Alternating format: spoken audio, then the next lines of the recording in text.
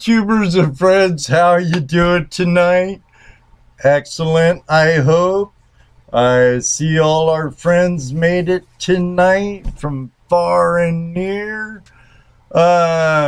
We, of course, I have Toledo Jess and Dano the Mano with me tonight, and we have Ron Adams of Run for the Hills mining with us tonight. I can't help it. I just think of that song every time I think about Run for the Hills mining. So, hopefully our audio will be okay with that, and we were having a little murphiness in pre-production meeting, so we'll see how it rolls and go with it from there.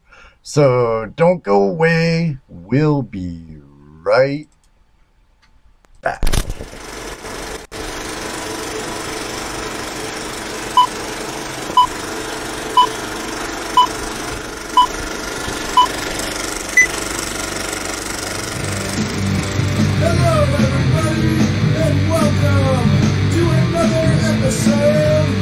Tuesday Night Hangout Live. It's Tuesday Night Hangout Live. It's Tuesday Night Hangout Live. It's Tuesday Night Hangout Live. With your hosts, Ed Byron, Toledo Jess, and Dano. Hangout Live is a Flash in Your Pan production.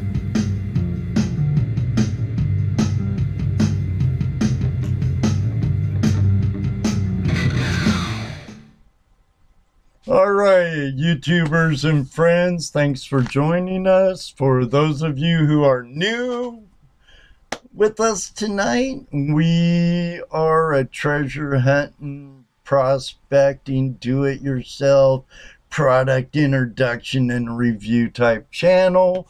We range from gold prospecting, small scale mining, metal detecting, bottle hunting, fossil hunting, you name it, you collect it, it's treasure. We're into it, right guys? Yeah, you forgot one thing though.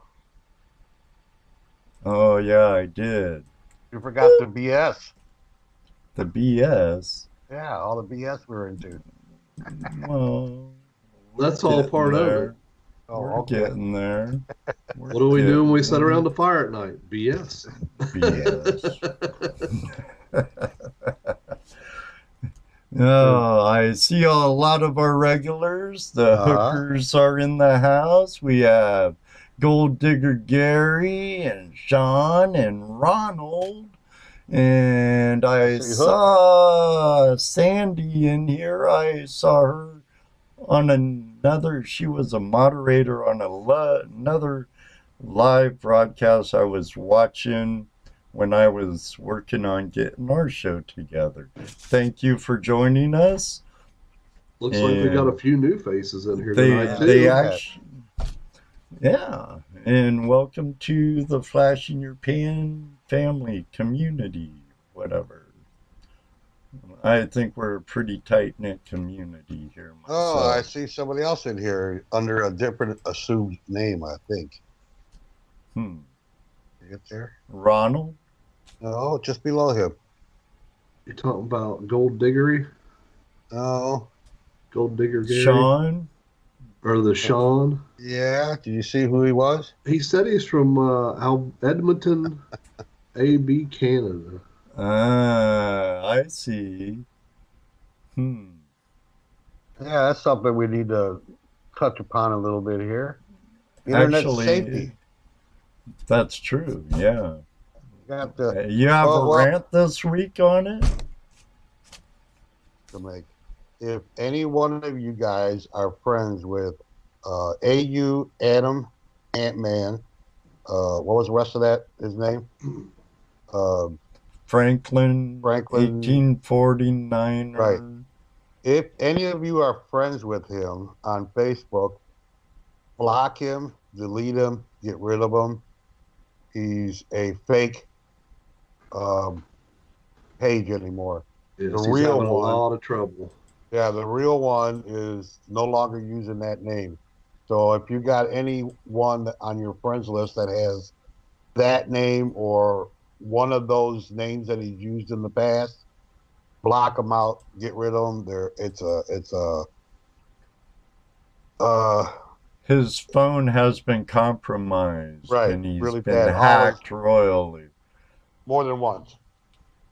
So if any of you are friends with him, go ahead and block that. Get rid of that because it's still being used to get into other people's sites. Yeah, and Sean says he's not Adam. He is from Canada. Oh, okay, He's okay. from Alberta. He ain't Adam, but isn't Adam gonna call in He about said he an might call hour? if he's Gets back in time and whatnot. So right. Well, I saw Sean said Adam's in the house. well, That's yeah. why I That's thought. why you said that. I thought I saw that up there. Yes. Why I mentioned that. Reeser's Treasure Hunting Emporiums. I've been there a few times. Seems like a good group of guys. that I'll show that because I pretty much probably was a shitty beep phone.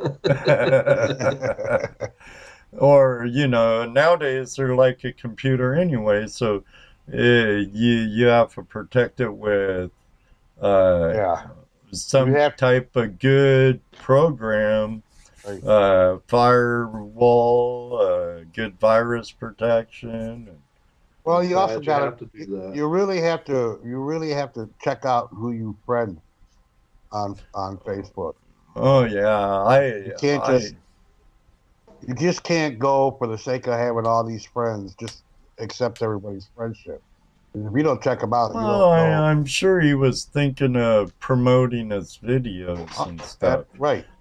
But he did tell us he's kind of not very savvy on the internet, kind of illiterate, and don't know more or less to a degree or sort. Yeah. Some aren't, but I've had a computer for a while, and I know you got to protect yourself because there's people out there to exploit any way they can, and especially with all these free hot zones, Mickey D's, Burger King, right. Starbucks, I guess Starbucks, nemesis. And a lot of criminally-minded people prey in public hotspots. So unfortunately, he became a statistic, and now he has to either wise up or, But we should be calling in later.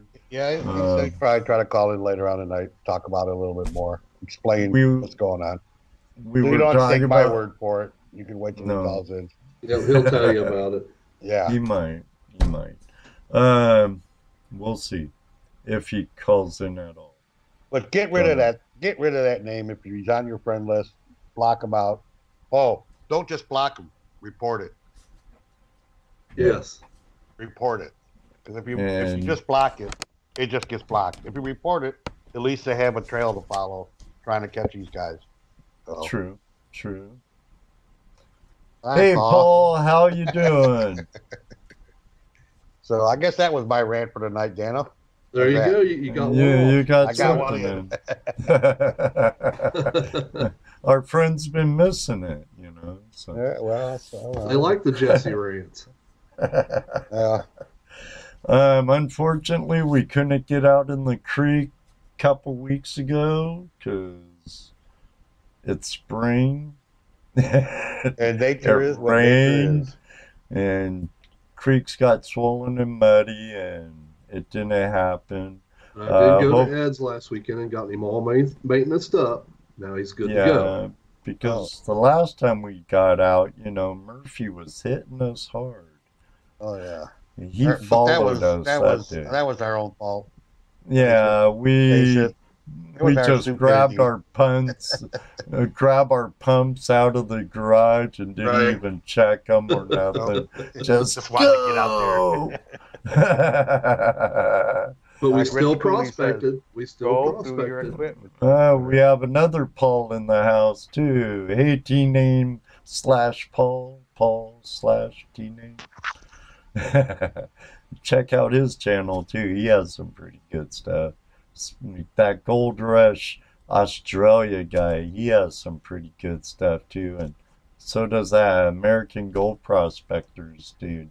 Brian, he has some good stuff too. He's up by your neck of the woods, isn't he, Ron? Brian? You never called him in yet. Diggy wants to know where we're from.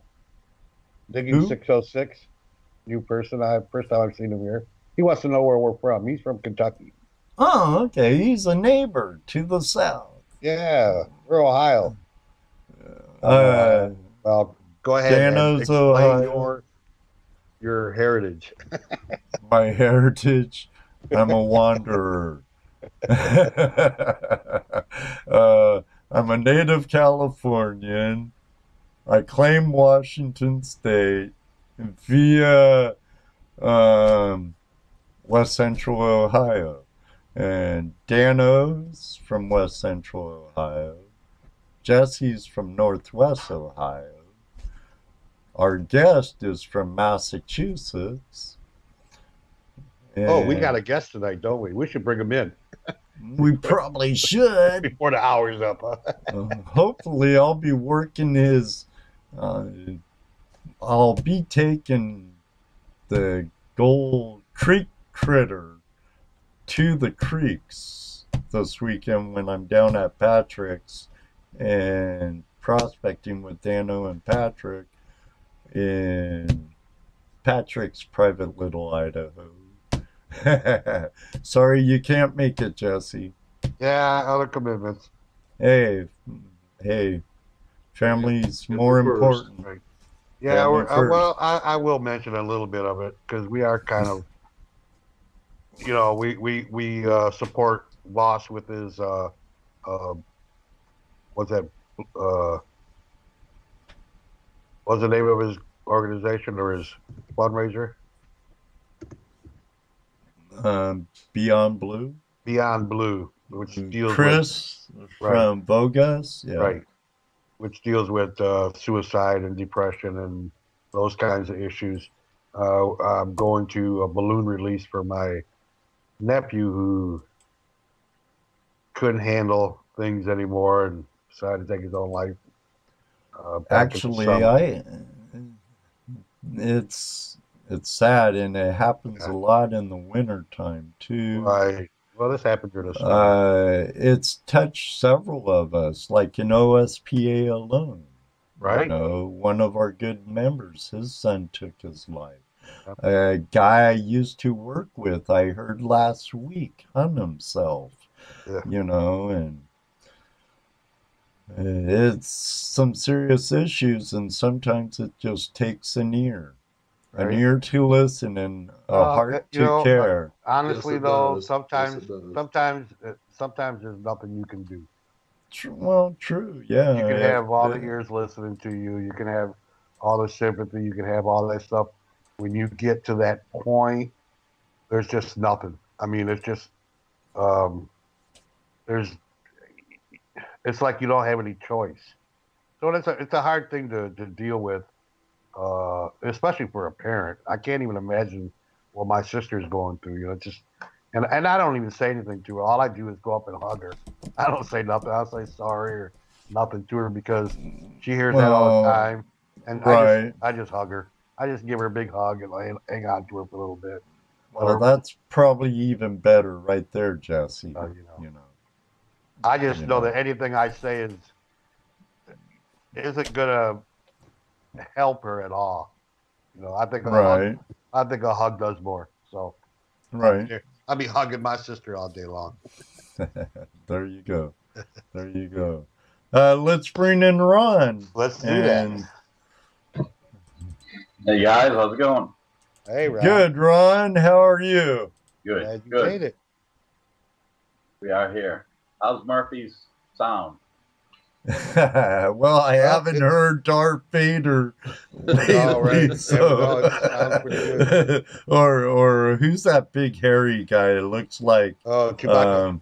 Chewbacca. Yeah, kind of sounded like that a little time. So I don't speak Chewy, so I had to mute the desktop in my OBS program because during the prelim sort of jingle, whatever, it was pretty loud at times, and I'm like, oh my God. So, but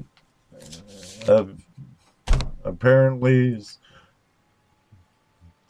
I'm not gonna say the word, so hopefully. Got a lot of new people showing up tonight, guys. This is rather good. Yeah, MacGyver's in the house. Welcome, MacGyver. Oh, hey. This is the guy I was at his live stream earlier. How do you pronounce that? Reezers? Yeah, like I don't know. Reezers Treasure Hunting Emporium. He seems like a really nice guy.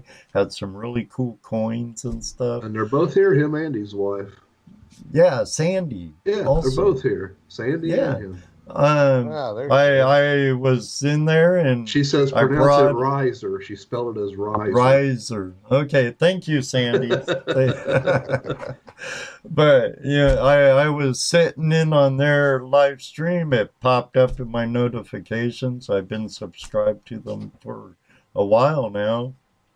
And I was just in there sitting and chimed in and was there. I hear Chewbacca breathing in the background. Down, boy, down.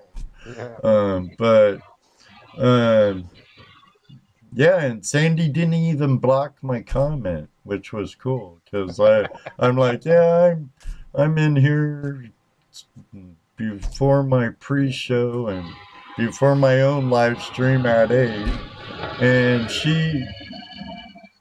Yep, he's back. Yeah, sounds like my stomach before supper. Can you all hear that out there? Can you hear Chewbacca's stomach turning out there? Yeah, can you guys hear that? If you can't hear it, we're good. Yeah, definitely. We can live with it. I swear I ate before the show.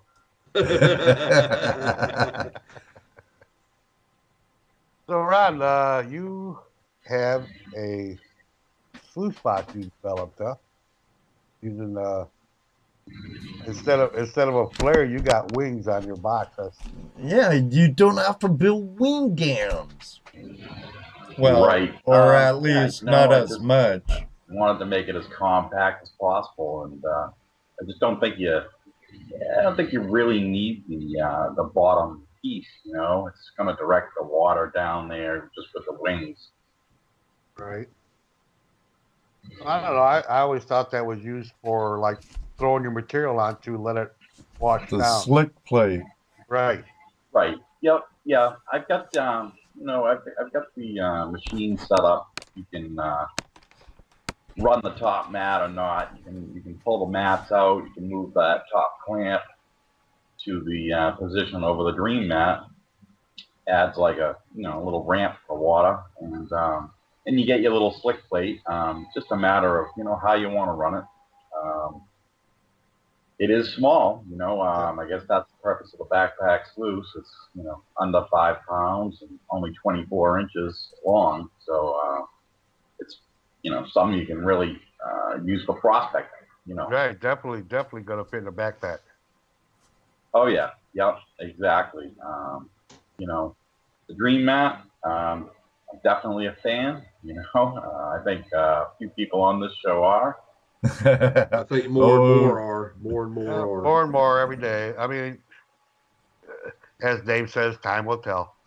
Yeah, definitely. But, you know, a lot of people are afraid of change, and when a good thing works, they figure, why fix it? But Right. Well, you know, we're think about we're it. we're kind of always looking at stuff, and ooh, I want to try that. Ooh, Just hey, think if look. just think if just think of that first guy who invented the wheel, right? Made this round disc, Uh, saw it this rolling is a down, good analogy. Yeah. and then the next guy comes by and says, "Hey, you know, if I stick a stick in it and poke a hole in it, I can ride the wheel." So, you know, that's all we've been doing is just improving and changing things to make gold easier to catch. Yeah, you know, I think I get, you know, half my enjoyment out of just looking at everyone's ideas, you know, all the new technology, the build, you know. It's definitely a good winter filler for New England, that's for sure.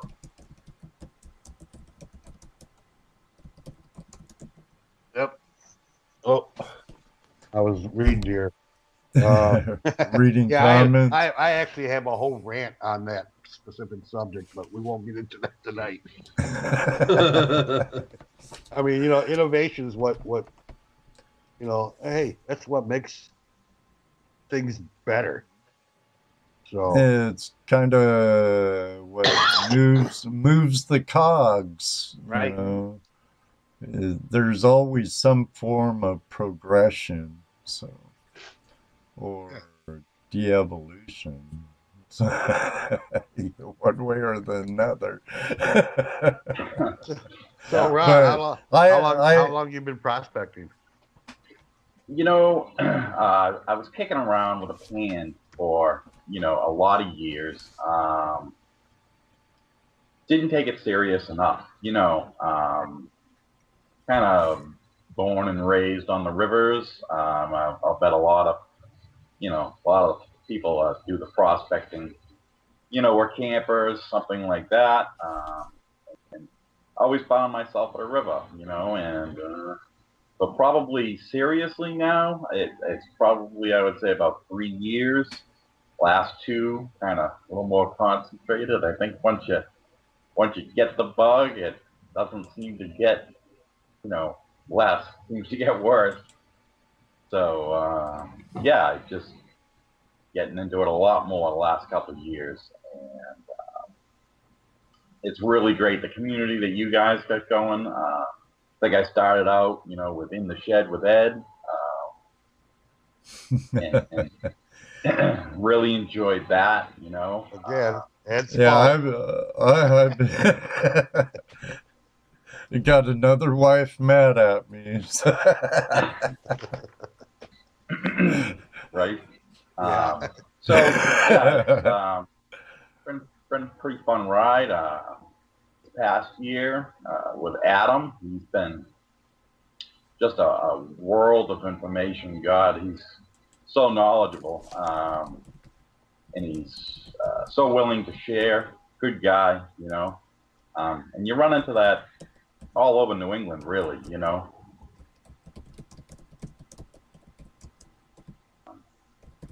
Yeah, I noticed that. That's actually an attitude for the most part that this community has anyway. So friendly, they share their knowledge. So Yeah, you know, I always thought it was, oh, you know, you don't say the name of the river and don't say the spot. No Tell 'em Creek. Yeah, well, exactly. Over yonder. you know, but in reality, there's actually a reason for that because if you start naming off where you're at, you're going to be flooded. Or if someone recognizes it, you go Right. back and Yeah, exactly. Yeah, no, I mean, you know, to a point, you're right. Right. You know. I went out with, I think one of the first times I went out, kind of serious, I went out with the Central Maine Gold Prospectors. And boy, you know, the people there were just, you know, I think they spent, you know, half their time just coming over and helping out. What a great bunch of guys, you know. Well, yeah, and that was the same thing when I first started. I joined the Buckeye chapter of the GPAA, and everybody there was just helpful. They I'm gonna say they taught me a lot, but they made me learn a lot real quick. Right off the bat. You'll never stop, Jesse. Not in this That's lifestyle. Right? It's always learning. I mean, they put a greenhorn in charge of the common dig. They do that deliberately, I know. But I tell you what, I learned a lot. I learned a lot. Yeah, we're the only ones dumb enough to do it. When you're a greenhorn, it's great to get the help, Right. Oh yeah. I think everyone kind of dives into it, after their first year, then you start getting the idea of really what's going on, Right, and then you start helping, and you start exactly. Yep. And you start showing people what you know and spreading the word out even more.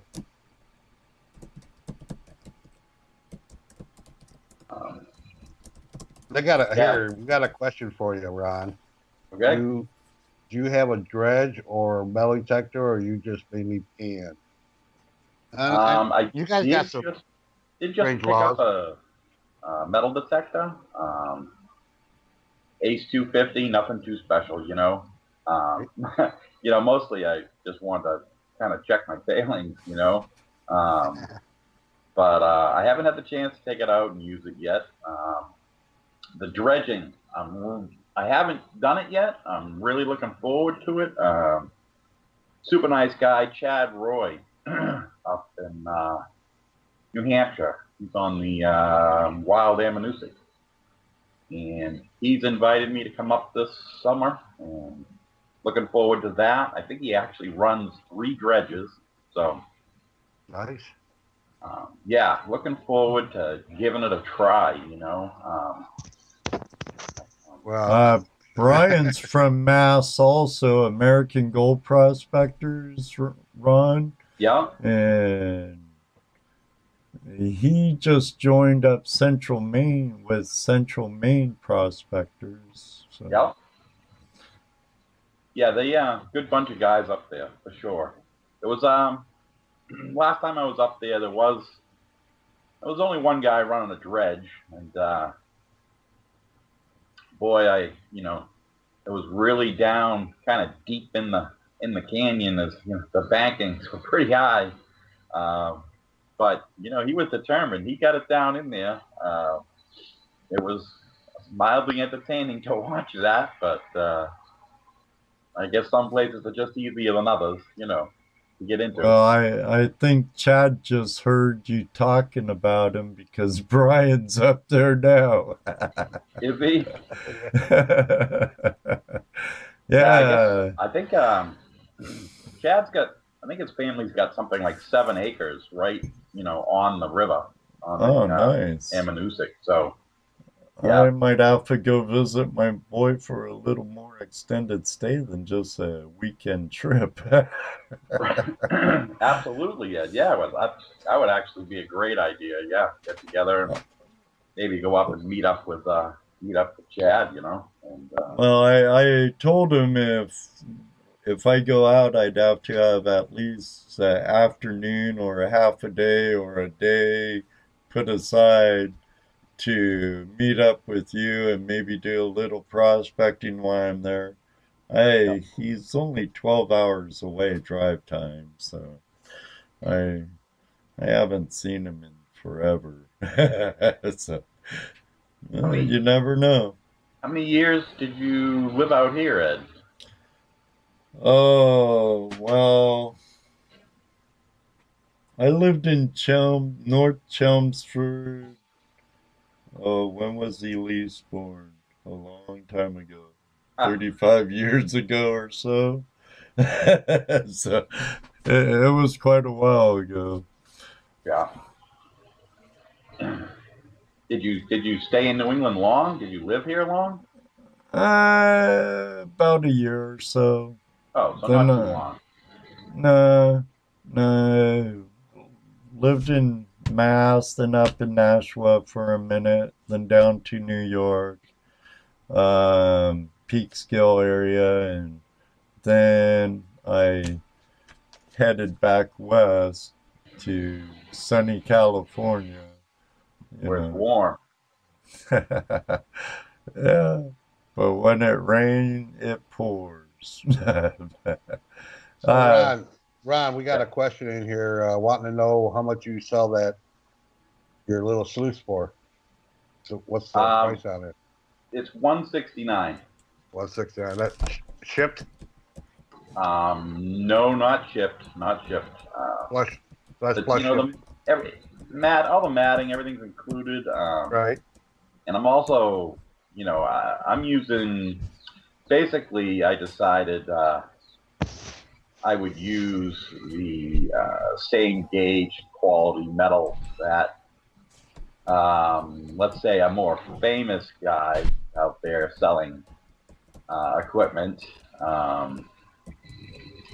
uses on his largest machine. So I took what was his highest end product and used that to produce this piece here. Is that the only thing you're making right now? Is that little sluice box, or you have other products? That's what is in full production right now. I think behind me, you can see I just put together a 4-foot long sluice. That too is using the water wings with that also. But yeah, I just put together the 8-inch Dream Mat sluice last week, actually. Just got that together. That's the one over your left shoulder? Correct. Yep. Okay. Yep. That has the wings also. It does. Yep. I'm using the same type of technology. I just think it's, I like it a lot as far as when you're walking in and all that, trying to make it as compact and as easily to get through the brush and anything else you got to get through, Gotcha. I just think that it still directs the water in pretty much just as well. I mean, those wings on there don't totally eliminate your need for building a wing dam. No. Right? No. No. You still have to build one. It's still right. I mean, it's pretty close to all the same rules apply. Right. Some people like the larger area for the slick plate, I guess. Right. What I just keep finding, the more I use the Dream Mats, the stuff just gets caught in the first 6 inches. Oh yeah. Confidence that I have in the matting, I think makes up for what normally maybe like you say back in the dark ages when they're using the old technology, you were probably a lot more concerned about making sure that everything was solidified, before it started hitting your mats. And, I mean, obviously that's important, but I just have the confidence these days. I've been running these mats for a couple of years now, and just really most of it is all up top, So I think you get away with it. I think this combination, I've got a foot up at the top, for the slick plate on the 8-inch sluice. I think that's gonna. I see that. Be more. That also still has those same wings too, right? What's that? That one still has the same type of wings that you have on the 6-inch. It does. They're a little bit bigger. Okay. Pretty much using same angle, just a little bit larger, a little bit longer. Right. I've put a large clamp. I was trying to create a better ramp, a little bit smoother, for to get up over Dream mat is a thick mat, you know. It's Right. about 5/8 of an inch thick, so you do have to do a little bit of battling on that. But I think with the Logic clamp, it runs pretty good, you know. Well, you know that mat, if it's sitting in a box nice and tight, it doesn't move. Anyways. Absolutely, yep. And you know, we take every mat is and every sluice is they're mated together. We take the mat, we measure the mat, and then we custom make the sluice right to it. So you're going to end up with a real nice tight fit. And like you say, it pretty much just stays in by itself as long as you know. It's really nicely made, I can tell you that. Can't wait to use it this weekend. Thanks, Ed. Find some of that Indiana gold with it. I don't know when I'll what gauge aluminum do you use on that? It's 12. Well, they don't really, you know, it's 12 gauge. That's really not how you describe aluminum, but it's 12 gauge, 080. Oh, okay. Pretty heavy duty. That's, you know, you probably have to run it over with your car, pretty much. You know, I don't know. Oh, don't tell Ed to do that. No, I'm not going to run over anything anymore. There was a gold claw incident for that. Really? What'd you run over, Ed? A gold claw pan. It was a heavy car with a heavy guy driving it. So, well, that's a whole nother story in itself. He just got carried away. I did. I got carried away in a good product. But it didn't break when I drove over it. But my truck must be a lot lighter than Bobby's car. Yeah. And Bobby's about 150 pounds heavier than me on top of that. So that's probably what did it. Yeah. Yeah. So you know, I tried to put out a product that I'd want. You know, something. It should be something that lasts you a lifetime. You know.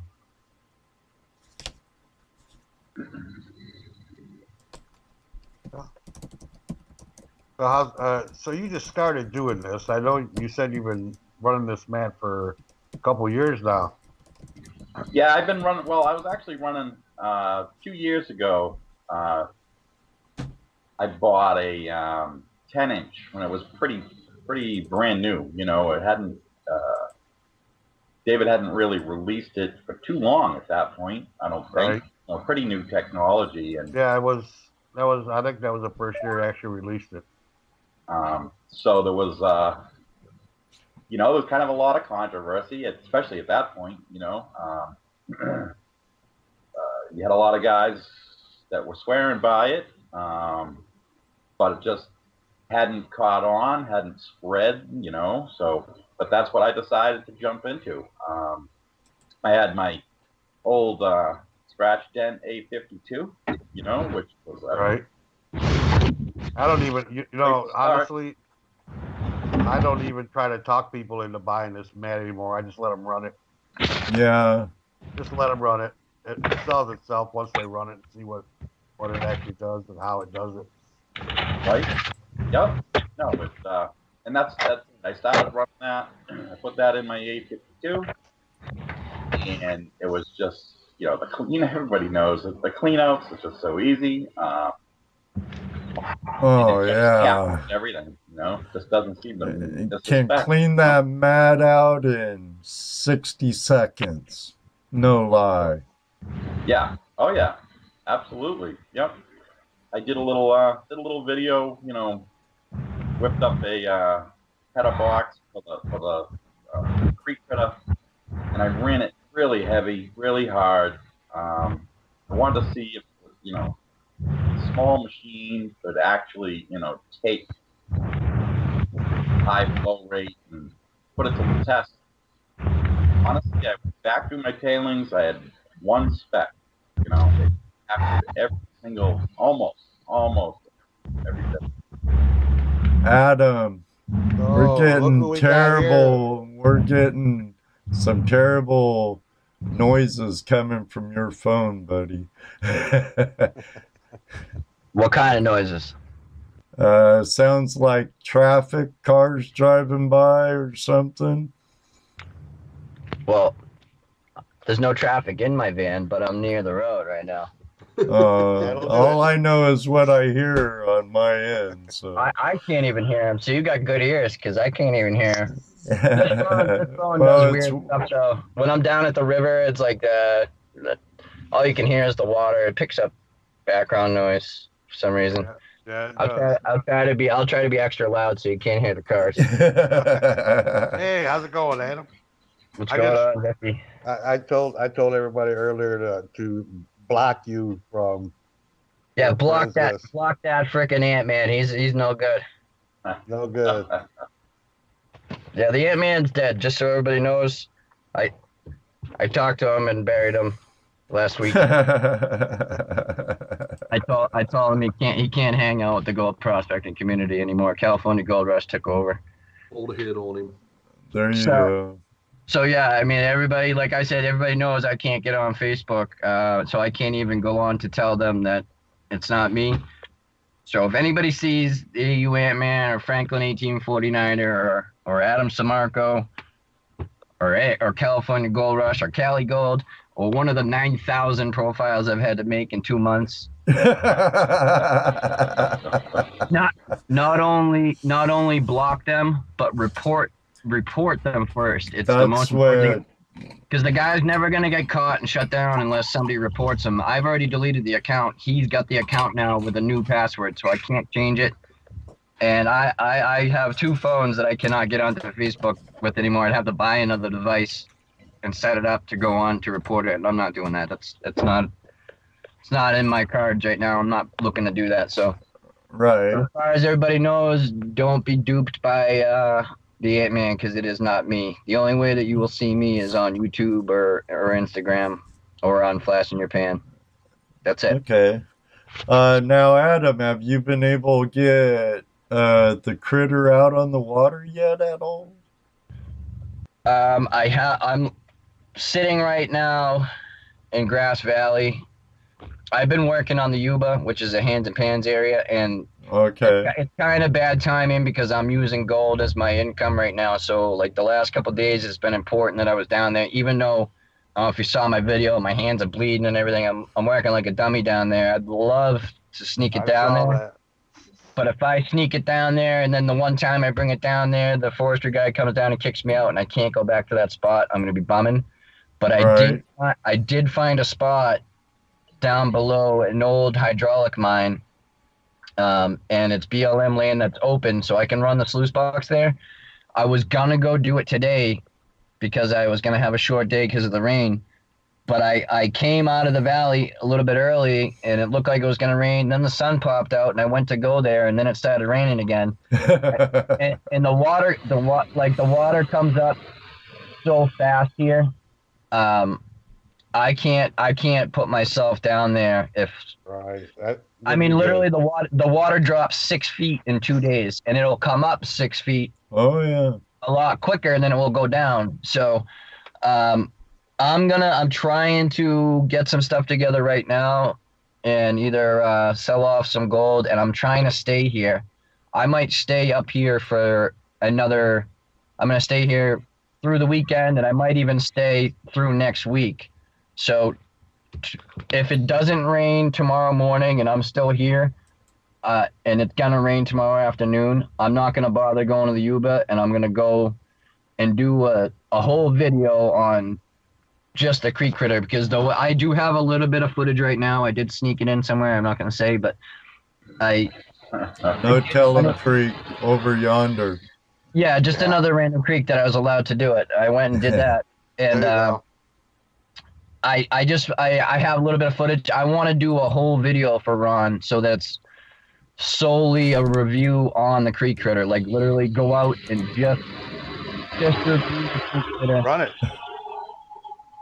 Run it like you stole it. Now I hear the background noise. Is that mine?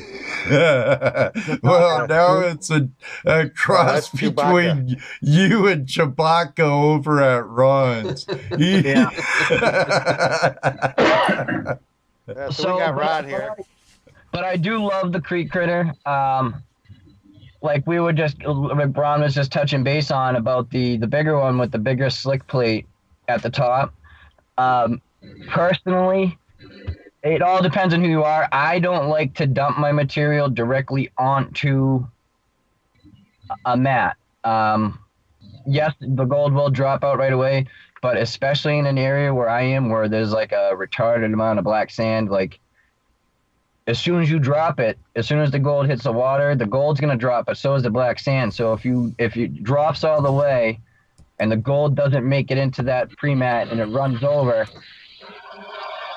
I like to see it break up a little bit, then have a little bit. So what I might do, I'm gonna do it a couple different ways when I review it. I'm gonna run it with the mat up top.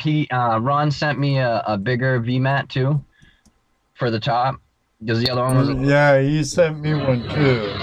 Yeah, I like that one better.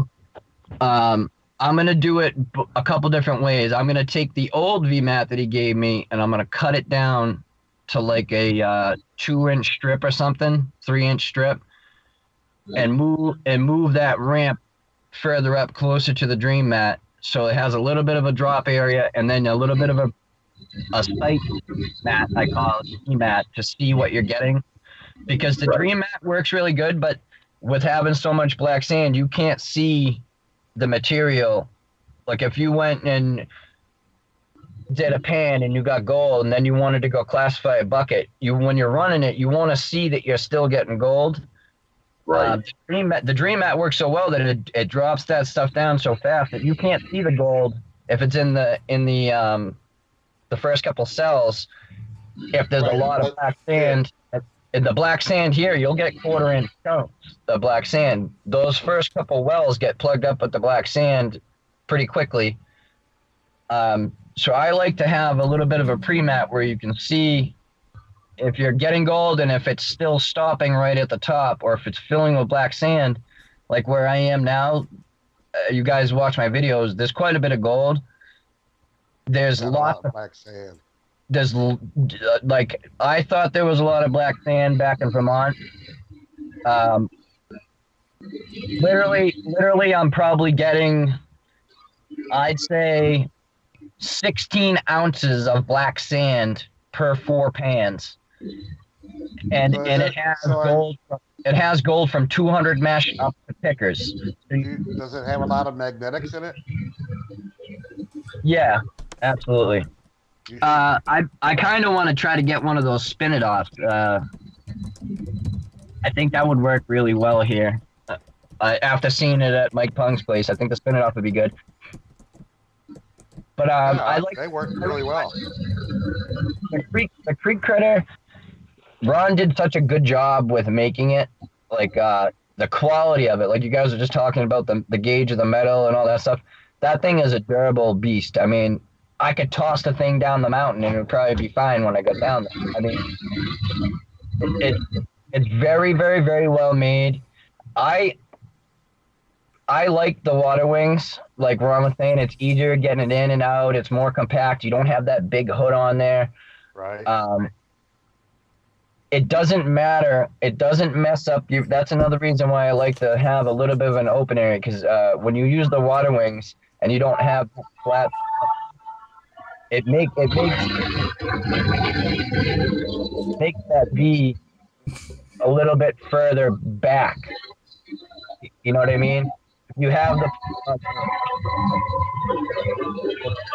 where the dream mat would be.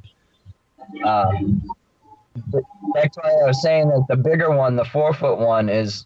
Ron saw my original sluice when I used to run back in Vermont. I have a 4-foot sluice, 10 inches wide. It has water wings on it like that. Not nearly as nice a quality, you know what I mean? Mine looks like that. But I have like a probably 8 and that is, if you don't have the the mat so much, the material, it's not going to get caught up. If you have the mat there and it's a full length, it doesn't want to move because everything that's heavy drops down and it just drags along. And there's so much black sand here that it'll make a layer of black sand over the whole top. And as you drop it, all the gold just flies over it. So he's on to something for sure, especially with that big one. I watched his video the other night with the Recirc one, and that has a longer area for it to break open and open up. I think Ron, you did a great job, really, in all reality. I mean, it's such a high quality. Man, oh man, jeez. Back Luke, up a I'm little, your Adam. Chewbacca has been voicing about the sluice and the mats and try and talk over everybody. Okay. Yeah. Oh my goodness. And I take it everybody out there hears it too. Oh Bob, yeah, Jim, oh too yeah. much They said they static. heard it earlier. Yeah. Okay. Oh yeah. Well, you know what? Yeah. It might be my phone. Like I said, I'm out in the middle of the Oh, mountains. it was happening before you. Yeah. But really? yeah. Unfortunately, please bear with Chewbacca in the background. He must be. I hope He's him mad and 'cause I Murphy found eat each his other. gold pan. He can't find his gold pan, and he's mad. I got his gold pan now, so now he's really bummed out. Yeah. Take a guy. Well, Adam, when you do take that the critter route, you know, try taking the top mat out and just running no mats. You know, run the take that front clamp and just move it back to the dream mat, and that'll give you a little ramp, and you know, hopefully open up a little bit of a slick plate for you. Yeah, well, that's what I'm saying. That's why I want to do, like, I don't want to rush through it. Like, when I go out prospecting and I'm filming, it takes a lot of time doing all this stuff. I have to think about what I want to do. I have to go out, execute it. I have to be able to get down to the spot. So, like, in the situation where I am, I don't want to go out there and run it and then just do, like, a half-ass review on it for you. I want to go out and do it and run through it. And like I said, I have those two different mats that you sent me, the big V mat and the old one. I'm going to try running it without the slick, without anything in there, then put the new V mat in that you gave me, run it with the new V mat with the bigger grooves, because that might help, because it's a little bit more of an area for it to drop into and break up. And then, like I said, I'll take the original smaller V mat that you gave me and I'll cut that one in half and push it forward. So I'll be able to run it 3 different ways, really, and give it a good overall. I want to run it with 1/4-inch material, and then I want to run it with 1/8-inch material. Right. Because if you guys remember my video that I did on the Dream Mat and the Gold Hog, the one gripe I have with the Dream Mat, I love that mini mat, but to run 1/4-inch material over it fast, you can't. I think that and I talked to David about it, he said something about making a commercial version of the mat, and I think they've actually got one they're getting ready to introduce is a commercial mat, which is like 3-4 foot wide. And also they're doing a dredge mat. So yeah. What that's gonna look like, I don't know my yet. thing is, with the cells on the mini mat, the cells are like this big. The original mat, they're like this big. Right. But they don't have the same pattern. They don't have. It's just flat and there's a little hole. Right. They're all the same size. If as far as their profile. If he makes the mini rat mat with ones that aren't this big and they aren't this big, but they're this big, right, in between, it will give more room for those 1/4-inch rocks to circle around the loop and get pushed out. Because right now, if you run 1/4-inch rocks through it, that gate, the first wall that it hits, it's got such a drop zone and it's got such a high wall that if you got 1/4-inch black sand like we do around where I am now, that black sand's not going anywhere. It's gonna plug up that front and it won't move. And the only way you can get it to move is if you drop your angle really steep, which then you're blowing out your fine gold. No, you're not. No, yeah, I have to agree. I'll tell you what. When you, I've run my sluices a million different ways, a million different times. Yeah, I bet maybe back east you're not going to lose any gold, but the amount of gold that's in the stuff that I'm working now, with the amount of black sand you have, you see how much gold I'm getting. I probably lost just as much of that gold because the black sand just makes a sheet over the sluice or a pan, whatever you're doing, and the gold will just ride right over it and right out. Same thing's going to happen in a sluice box. When I did my cleanup from yesterday, I took all of my panned concentrates. I had a half of a 1 gallon bucket full of black sand. I brought it down to another little spot. I have that little quick one, just a regular little dropper full thing. You just dump it in. It just, usually you got nothing but like a gold and a little bit of black sand left at the end, nothing else in there. I had so much gold in the black sand, I put a pan at the bottom of it. Now, I've run this thing a million freaking times, and I've checked it a million times, and I've never lost anything. I had like 30 pieces of gold that I would have lost just from that little bit of running. So it does happen. The more black sand you have, that's how the stuff is in the river too. The gold rides, you know what I mean? It'll ride over Right, stuff. it'll ride. Sure. If it's small and flat and the gold here,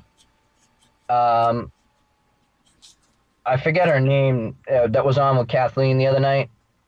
Oh, Carrie. Carrie. She was talking about purity and weight of gold. I never really thought about that before. And it makes a little bit of sense to me now, because the gold back in Vermont, you could drop it in and it would be a little speck and it would not move, even in your pan. This gold here is I don't know, a little under a carat and a half less, and it does move. Like, even good sized pieces will move around when they shouldn't be. So I think that it's a learning curve for me as well here, like with loss rate, because I wasn't as concerned about losing gold back in Vermont. Here, You're young, Adam. It's a never-ending learning curve. It's gonna take, but I mean, well, put a dream mat underneath that gold hog, Matt. I haven't run my gold hog really at all. I've kind of veered away from it. It's way too freaking heavy. Right. That's another reason why the creek critter is good.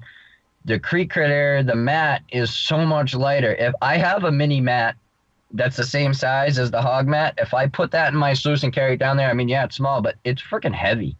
That rubber, the rubber from the dream mat is so much lighter and more, it's a lot easier to clean out. You just wipe it through the bucket and it's done. You know what I mean? The gold hog mats, you got to fold them and roll them and do all this crap. It's a pain in the butt. Okay, let me do a hard break real quick. Adam, Ron, and we'll get back and maybe open up some phone lines and stuff. I'm gonna bounce off. I'm gonna catch. I gotta drive back up into the mountains. I'll be back on in like a half hour. All right. Drive safe, Adam. Take care, buddy. Talk to you later then. We'll talk to you soon then, buddy. All right, everybody. That was Adam, Gold Rush, California. Check out his channel. California Gold Rush, not Gold Rush, California. Oh, sorry. When you search Gold Rush, California, there's like 9 billion things. My dyslexia kicked in. Sorry about that, buddy. That's all right. But the Ant-Man's gone. Remember that, everybody. The AU Ant-Man is gone. Do not friend him. Do not let him in. Report him. Tell him to put him in Facebook jail, like I've been. So it probably could be digging 606, but we'll get back to that after we get back from a word from one of our sponsors. All right, guys. Great talking to you. Talk to you later, Adam. Take care. Be back on in a bit. All right. We'll call you. Come back in when you get where you have to be. You're already called in. Just come back. All right. All right. Sounds good. All right. Don't forget to mute, Ron. All right. We'll be right back after a word from our sponsor. Adventure, mystery, discovery. Gold panning is more than a search for beauty rocks. Panning is a journey that can take you to amazing places all around the world. It is an experience for all ages, bringing families closer together and fulfilling a spark of excitement when life has grown too dull. The Gold Claw pan makes it easier to take part in the journey than ever before. This expertly designed pan is made for any skill level and any age. All you need is an explorer's heart and the passion for discovery. Begin your family's gold story now. Order your Gold Claw pan today and see where the adventure takes you.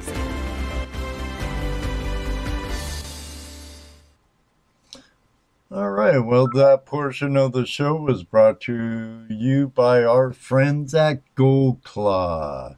Amazingly fast gold catching pan. New innovation right there, huh, guys? Yes, sir. Yep. I like my gold claws, the pocket and the regular gold claw. Oh yeah. It's a pan. It's growing Separate. on me. And like I always say, you got to learn your tool. Yeah. Once you learn your tool and have confidence in it, then you use it the way it's supposed to be used. You know? Yeah. I know Chris over at Vogas Prospecting, our friend from Victoria in Australia. He sure seems to like it the more he uses it. He was very skeptical Chris. at first. He was very skeptical at first. He did a video and it grew on him. Well, if you look at that first video he did on it, look at the comment I made. Right. Well, just read the comment I made. Also, that's like basically the only pan he's using anymore. It seems like it. Yeah. He's sure Look at using his it a videos. lot. Yeah, look at his video. That's about the only pan he's got. And the Dream Mat's a lot of the same as the Gold Claw. The more I use it, the more I like it. Well, and you know what I say about the Dream Mat too. You got to run it. Once you run it and watch it run and see it process material, you want to buy it. Right. You found that out yourself. You Yeah. know? Right Hey, down there's a few other people that we've shown it to that have gone, yeah, I want that. You know. So. I agree. You have to run it. You know. Right. To develop the just the confidence that you know. Right. The, I think Matt gives you. Now, you know, I have the Speed Banker. I haven't been able to get out and actually use it yet. I had it since last year, but I haven't been able to get out and use it yet. Yeah, we've had it a long time now. Right. So we're hoping to get it out here real soon, and because this, we're just supposed to shovel in. We don't even care. Yeah, don't about have to bleeding rocks or nothing classify. else. Yeah, it doesn't have a crash. 2 bar. inches Everything- or under.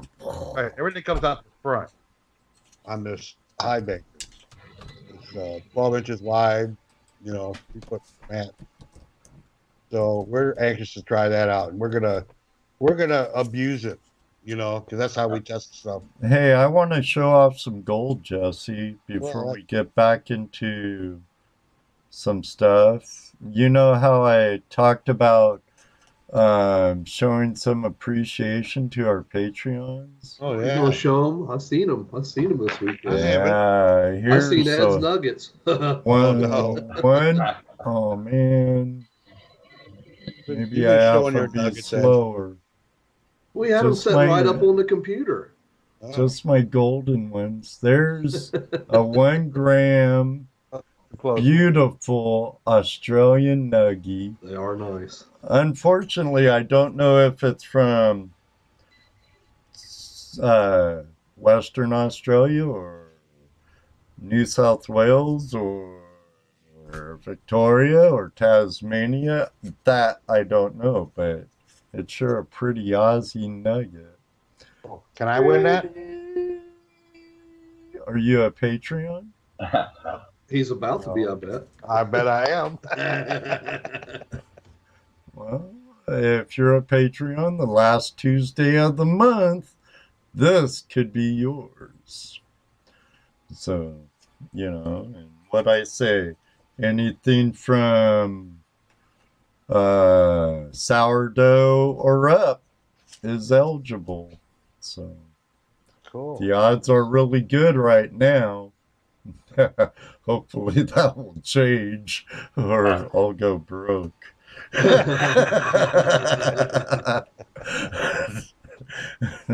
But I have some other treats and even some thank you gifts.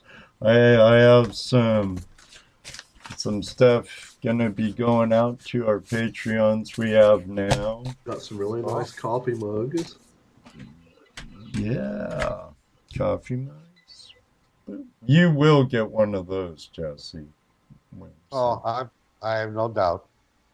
And you said you ordered one of our shirts. I did. I ordered a long sleeve shirt. I really like this hoodie. It's nice and soft. I'm almost gonna hate wearing it on the creek, but that's why I bought it. So it's nice. The hood's nice. Very well made. Hopefully we'll see a lot more people wearing them. Yeah. Well, there's a link down in the description below where you could check out the hoodies. And if you don't like where it's positioned on the website, you can readjust it and get it where you want it. And I think you could even put it on the back too. So, enough of that. Let's get back to our guest. Ron, I'm going to take one of Jesse's questions. What was the scariest situation you've ever been in out prospecting?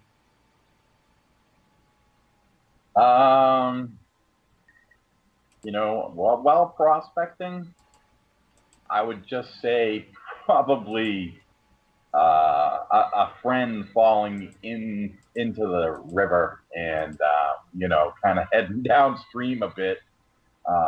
You know, everything turned out fine, but yeah, you know, you hate to see somebody kind of get swept away. I've been out before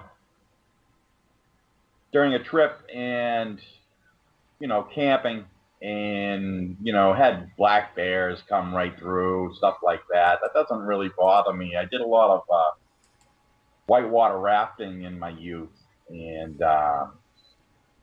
you know, black bears coming into the campsite was always pretty common. You start getting... We got a phone call, by the way. I haven't even opened up the lines yet, but there we go. We have Jonathan on the spot. Hook. How are you doing, Mr. Ed and Jesse and everybody? Dano? What's up, Hook? Good. How you doing, Hook? Oh, I am not doing bad. I have got to ask this man some questions. I know you guys asked that's why we're here, questions buddy. For me. Ron. Yeah. What was your reason for picking 12 gauge aluminum for this project? Well, I think I kind of touched on that a little earlier. You know, I just was researching different machinery, you know, and I had looked at Gold Hog, the Super Hog, and, you know, I found that you know, that was his biggest machine, and this is what he was using, you know, for a gauge. And I just thought that was a good place to start. Is, you know, let's just start with his best, and I'll use that on my smallest machine, and we'll go up from there. You know, I just wanna put out a better product. You know, so that was it. You know, I checked out a little bit heavier gauge. I think it just got to the point where it started just adding weight. So yes. I brought it up to the point where I thought it was, you know, the heaviest gauge, something that's going to last forever and, you know, still not be too bulky. So that was pretty much it, you know. No, good answer, actually. That's what I use for my equipment. But the thing is, and I'm looking at this, I'm going to definitely look one up. I'm into dredging. I love dredging. But there are some of my properties that are very hard to get into. So lightweight equipment, but lasts long is a biggie with me. So I'm going to look into your creek critter, which I love that name. By the way, that's a good name. But anyway, I'm definitely going to look into that. But with the metal, that was one of my big questions with the gauge you went with and why. So thank you for at least telling me that, because that's what I use and that's why. And I think you got a good product, and I am going to look into it. So if you ever come this way, back over into Ohio, Indiana area, Ed and them's got my information, or you can look me up on Facebook, Hookmeister Prospecting Outdoors. We're working on already be there. We're working on talking them into coming to Gold Rush Days. So. They're on me. They're on me for getting me out there. So, I hope. Hey, you need to, because my wife actually asked for an emergency vacation weekend for that, so we can go there and meet up with everybody in Ohio. We have met a few people, and we're hoping to meet more. And Ed and Jesse and Dano, you guys better be there, or my wife's going to kick my butt. I'm cooking a hog there, brother, so I'll be there. We'll be there. We'll be there. Hey, she'll tell you she's 5 foot, but she's only 4'11", and I'm scared of her. So hopefully you're all there, okay? We'll be there. I mean, seriously. All right, because the show last week was awesome. Tonight is a great show. And Ron, keep up doing what you're doing, because I think you got the right thing going. And Dano, Jess, Ed, you guys just keep a good show going. No, buddy. It's not us, it's you guys. Yeah, and if Mama wasn't in the shower right now, you'd hear her. She'd be kicking my butt, because she is. Oh, she's listening. She just yelled at me, so I'm getting off here. So you're all on your own. Run for the hill. I'm running, buddy. I'm heading straight to the garage after this. But no, thank you. Hey, Chris, or Ron, I mean, I think you're doing good going with the metal you're going with. It is lightweight, very durable, and will also take some punishment. So just keep pushing forward, buddy. See ya. Thank you. Yeah, I do plan to. I'm hoping I think one of the next machines that I'm developing is going to be a kind of a small high banker, kind of staying on the mini thing. Like I was saying earlier, there's a lot of us that are not as young as we used to be, and dragging, large heavy machinery, through the woods and down the gullies, and I think there's a need for it, and I think the Dream mat will. I got a lot of confidence in the mat, and I think it's gonna support. I'm actually going to look at a 6x36 green mat in the bottom, and try and see if I can come up with a 6-inch mini high banker, something that you can just take an 1.5-inch pump, and that'll be more than enough water to run this machine, and just try to make something for everyone, great quality. May actually jump up to 090 on the gauge, and something compact though that you can lug proof. Yeah, but if you got the 090, you're adding weight, so don't forget that. I think you're good where you're at. So I'm just going to give my opinion and say I think you're doing good. And yes, I just got the eye from my wife. She got out of the shower. So, Mr. Ed, it is up to you and Jesse now, because I'm going to run for the hills. There you go. All right, Good later. advice. All right, see you. All right, Bye. take care, Hook. Later, Hook. Hey, Ron, I was going to ask you, because you guys were talking about the thickness of the aluminum and everything like that. So weight wasn't a concern for you? I mean, what's that? Well, what's that small one weigh? It's actually under 5 pounds. You know, mat, really? strap, everything included. You put that over your back. And yeah. You really hardly know it's even there. What about the other one? That one pretty light also? It's not bad. Like Adam was saying, compared to, let's just say, other matting, the Dream mat is very reasonable in weight. And this loose here, this is also out of the 080. It is, it's a sturdy metal, it's a sturdy gauge. It should, again, it's something you should be able to, put the big rocks on, weight it down. You should never have a problem, Right. That's cool. You should be, like Adam said, you should be able to throw it off the cliff and then go pick it up and use it, Wow. So. I'm sure they'll have a den or two, but. So, are you thinking about coming to Gold Rush Days? I am. You guys, you're talking me into it. It's not too hard. I mean, Get over here! Well, You gotta come. At this point, we don't know for sure if there's going to be any Gold Rush shows or GPA Gold shows. It's not looking like it this year. It's not looking like it. There's still a possibility, though, Ed. I saw on a post from the state director. That's still a possibility, but nothing's been set.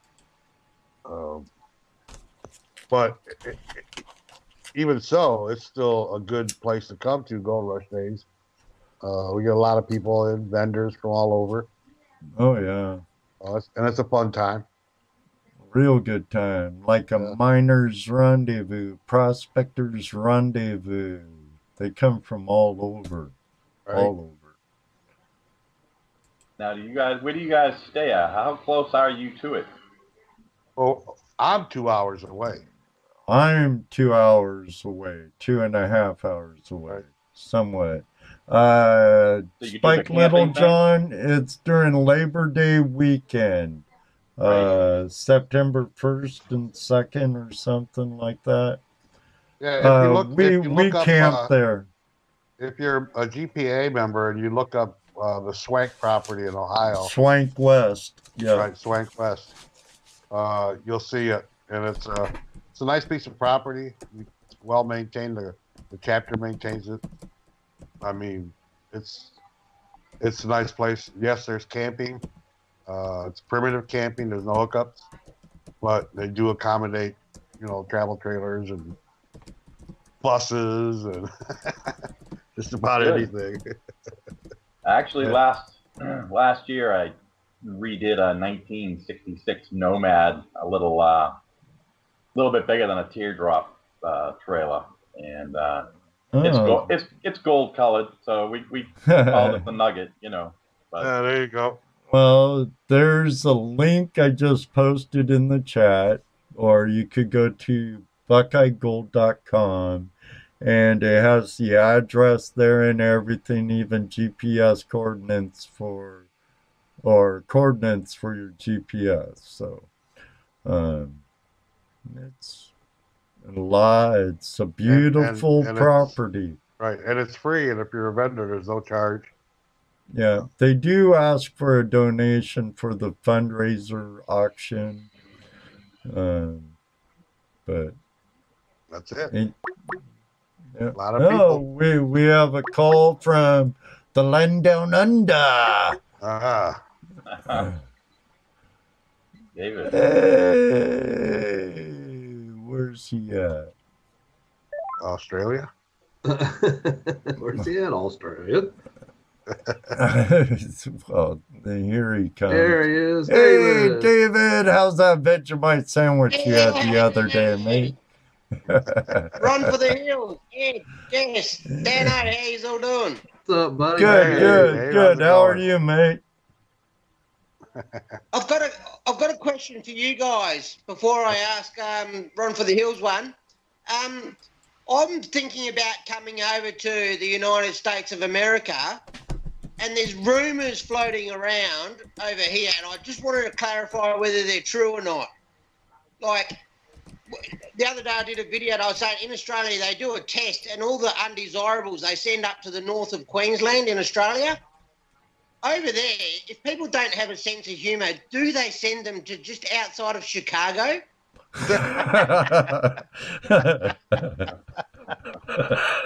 Apparently. I guess. You know, I've said the same thing about my friends in Massachusetts.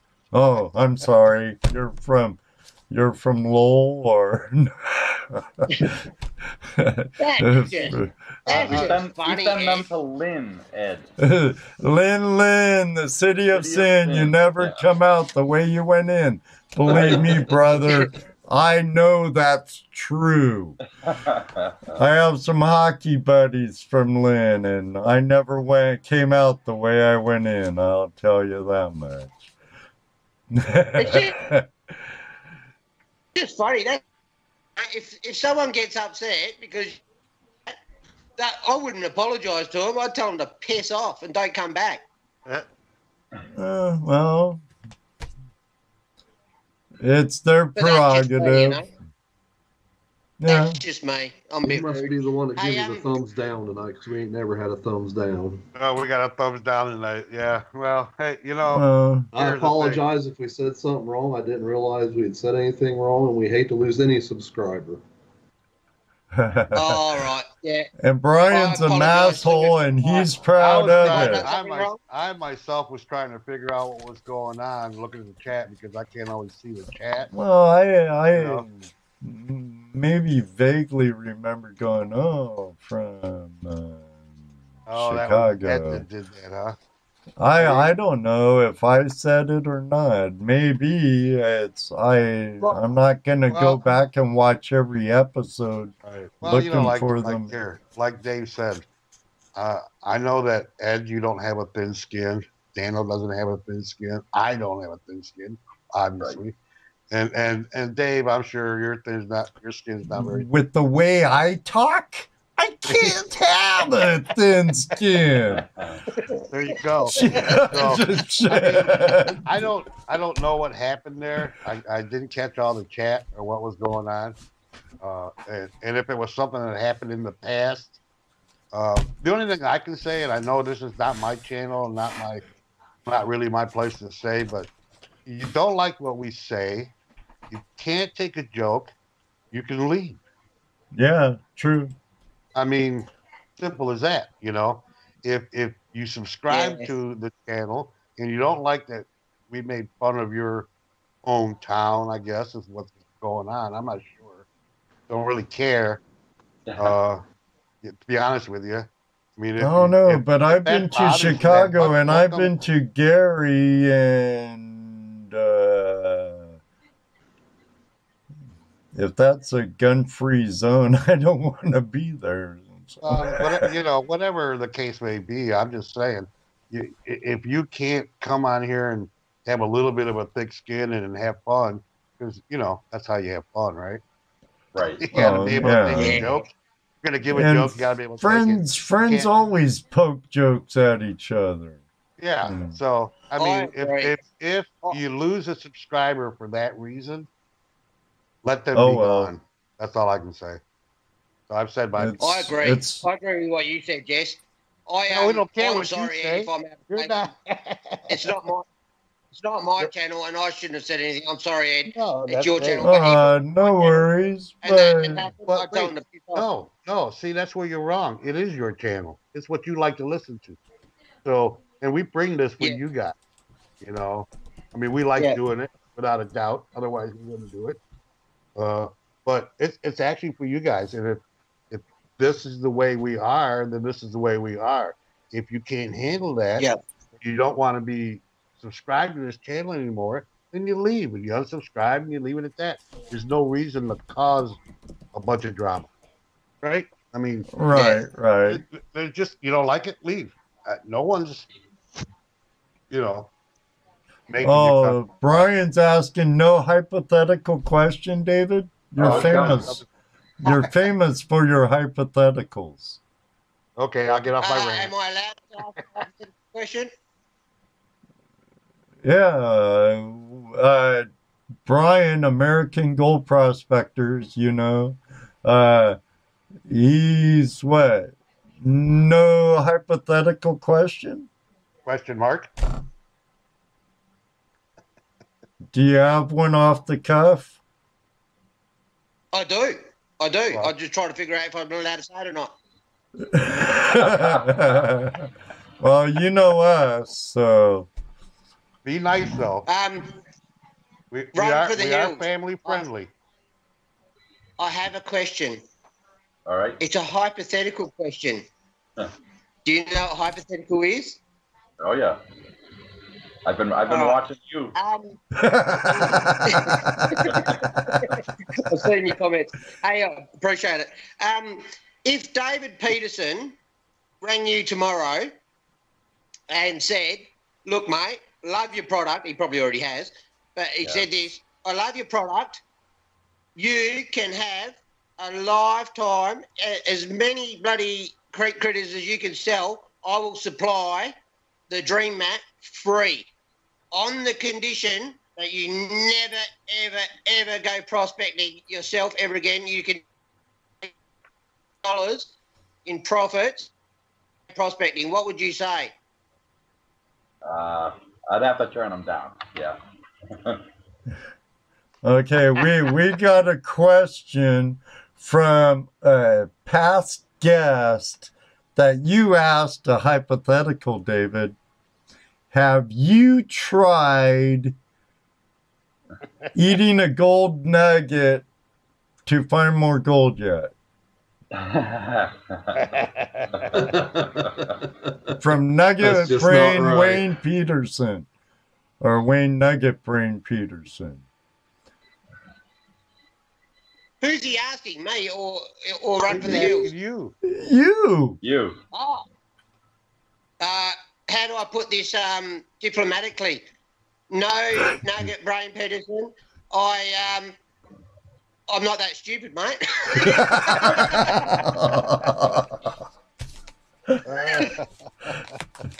Oh, come on. What are you saying about Wayne now? You remember he was a young gringo at the time. I've thought about it, and no, I don't want to eat my gold. Knowing my luck, it'll probably get bloody stuck in me for 7 years or something, and I'll really need the money for it, and I won't be able to bloody get it, you know?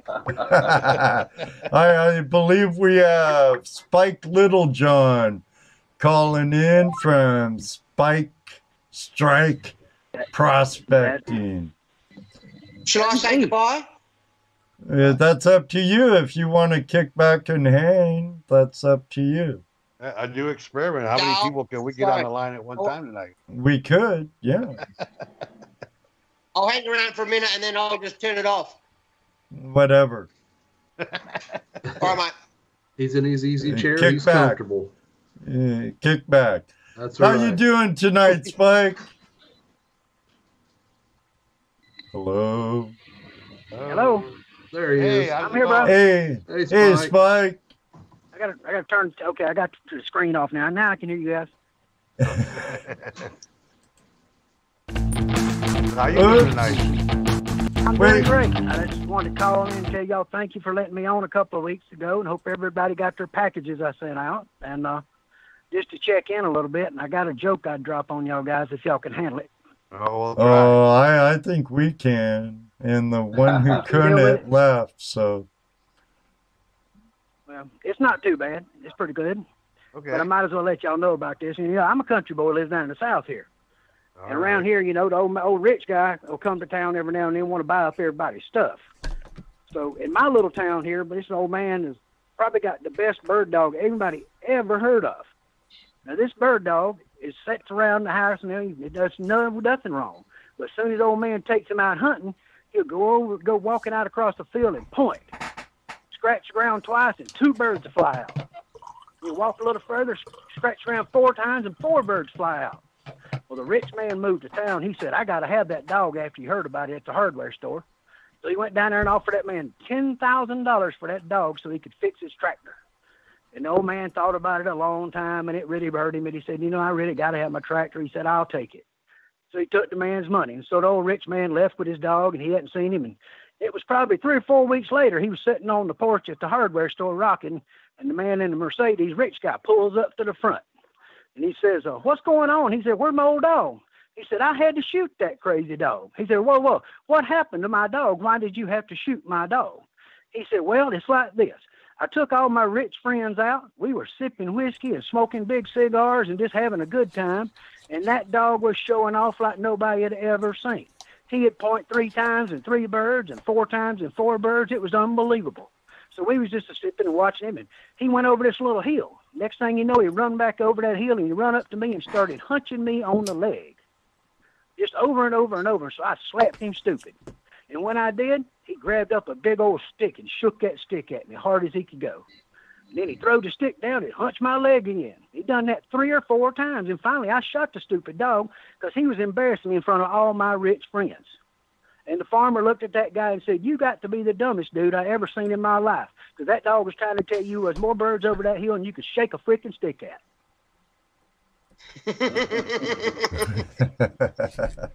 Now, y'all can use whatever words you want to in that when you're telling that joke, but I use the ones that are better. Yeah. I tried to use the good words, okay? I'm sorry. But anyway, I just thought, I thought about that today. I thought about that today, and I thought about you folks, and I said, they might enjoy that. You never know. We always enjoy a good laugh. Oh, yeah. Yeah, I see all kind of people on here. I know. I see Relic Recovery's listed here. I seen Wayne. I seen all kind of people I know. So that's great. I'm going to start coming in more often, guys. I just been busy and haven't been able to. And most nights I'm in the shop working till 2 or 3 or 4 o'clock in the morning, to be honest. So then I sleep down, sleep a little late, and go at it again. So. Well, on Tuesday nights, 9 o'clock, come on, take a rest for an hour or 2 and join us. Well, that's what I decided to do tonight. Just stop in and visit with you guys and make sure mostly that I just told you thank you for the welcome y'all gave me and the people that you ordered a little something and it all got to them. And I hope they're as happy as I am. Last month was my best month ever. I can tell you that. And I won't tell you how many, but I sold over 40 pieces of material, 40 pieces last week. Last month, excuse me, in that month. And I can't wait till the summer gets here. So, well, I hope we were able to help you there. I hope that was. Yeah. A little bit goes a long way, guys. And if everybody in this community is good to each other, treats each other right, doesn't talk about each other and that kind of thing, this community takes care of each other. They always have. I've been in the GPAA since 81. I've been in the LDMA since 93. And I've been gold prospecting since I was 9. You just got to be good to people, and people will treat you fair. And that's the way I always look at life. So I just came in to tell you thank you and how much I appreciate you, and I will be around watching you close. You're more than welcome, Spike. Glad to have you part of our community. After all, like you said, we're part of the same community already, Oh, yeah. So, and it's an awesome community. Before he goes? Again? Yeah. I just wanted to say something before you go, Spike. Sure, anything.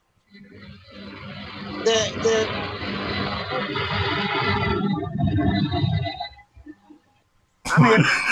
Okay, try again. That was Ron piping in. Go ahead, David. It might be down under me, so I might not be able to answer it, but I'll give it a try. It's not a question. I was going to reply on what you were just saying about gold prospecting community. I was very much a hermit. I did not want to deal with people because I lost faith in humanity. since putting my videos on and dealing with people on the internet and subscribers from the Prospector community, I have to say they are the nicest, most giving, wonderful people I've ever met in my whole life. Well, yeah, that's the beauty of everything. Most of the people you meet in this business are just good home people that'll do anything for you, and you can do anything for them because you feel good about them, you know. So, but yeah, that's exactly the same way I feel, brother. It's fantastic. It helps me mentally to know that I got good friends in this community. I've got a joke for you, Spark. I'm done, man. I just wanted to tell y'all my little joke and that everybody was okay. Anybody got any questions, just holler at me sometime. I'll try to stay in the background. Spike, David has a joke for you. Okay, drop it. All right. Paddy and Hamish are walking down the road, and Paddy's carrying a wardrobe, and he's really, really struggling. And Joan from next door says, "Why don't you get Hamish to give you a hand carrying that wardrobe, Paddy?" And he said, "He is. He's inside. He's carrying the clothes." Okay, that was pretty good. I'll give you that. I'll make you a deal, dude. If you want to come to the U.S., you can do the Southern U.S. on me, and we'll see everything in 4 states. Oh. There you go. So we'll get in my camper and we'll go North Carolina, South Carolina, Georgia, Tennessee. We'll work all 4 of them. Sounds like there you go. That sounds like a plan. That sounds like a plan. But I might want to come to Australia one day too. Take up on that. Sorry, mate. Yeah, anytime, brother. I'm always available. Yep. All right, I'm gonna head off, guys. See ya. All right, David. Thanks for calling. Later, David. Good to see you back on the stream, buddy. My radio. Just call me. Hey, there's Ron. There I am.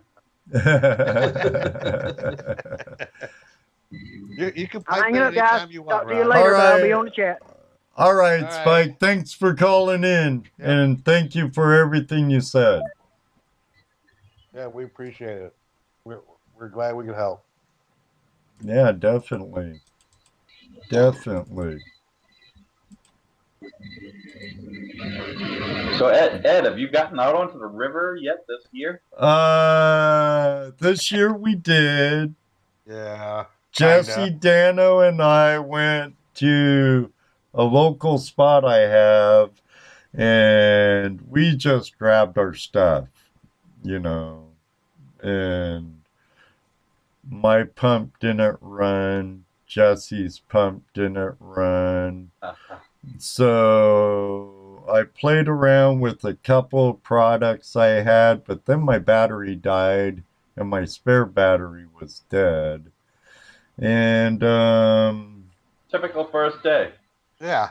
Yeah. Especially when you don't check your equipment before you go out. You just Pretty much. We did run the Cooley 7 with the Dream Mat in it. We classified material. We found gold. We ran, like I said, used a couple other products, and we should have checked our stuff. Yeah, definitely, because all mine took was a half a teaspoon of oil, and it started right up. Well, mine was a little different. I actually need to drain all that oil and put new plugs in it and stuff. Well, low oil shut off, kicking in on you. Yeah. We checked our oil, my oil. It wasn't that. Dano took apart the carburetor, the good mechanic he is. Mine didn't look bad either. I looked at mine and saw there's plenty of oil in there. know. Obviously not. Half a teaspoon. I've gotten duped by that low oil switch myself. Yeah, it's better just to do the maintenance on it, you know. I should have known better. Yeah, shouldn't we all? But when Dano was here last Saturday, we tore apart the carburetor, and there was a piece of something in a jet. And That'll do it. Once Dano took care of that and we got her back together, cleaned the spark plug, because I forgot to bring the spark plug to buy a new spark plug. So, but She fired right up. Dano put his magic to her. She fired right up. So this coming weekend, we'll be on the creek, and I'm going to be playing with the several products I have. So, you betcha. We would have been out 2 weekends ago, too, but our creeks were high and muddy. We were all planning on it. Yep. Yeah, I know Mojo, he went up to Vermont, and I think, it's more of the same. Just, there was a lot of snow still, I think, up there. Just trying to get in and get at it was, difficult. We're all anxious to get to it, but, yeah. Gotta wait till the time's right, I guess. Yeah, winter just doesn't want to let go this year. I had snow this morning out front. Me too. Actually, last night before I went to bed, I went to close the shade on the front door, and I looked out, and there was snow all over everything. What the hell's going on here? And this morning after I got up, because I don't get up early, it was pretty much all gone. But still.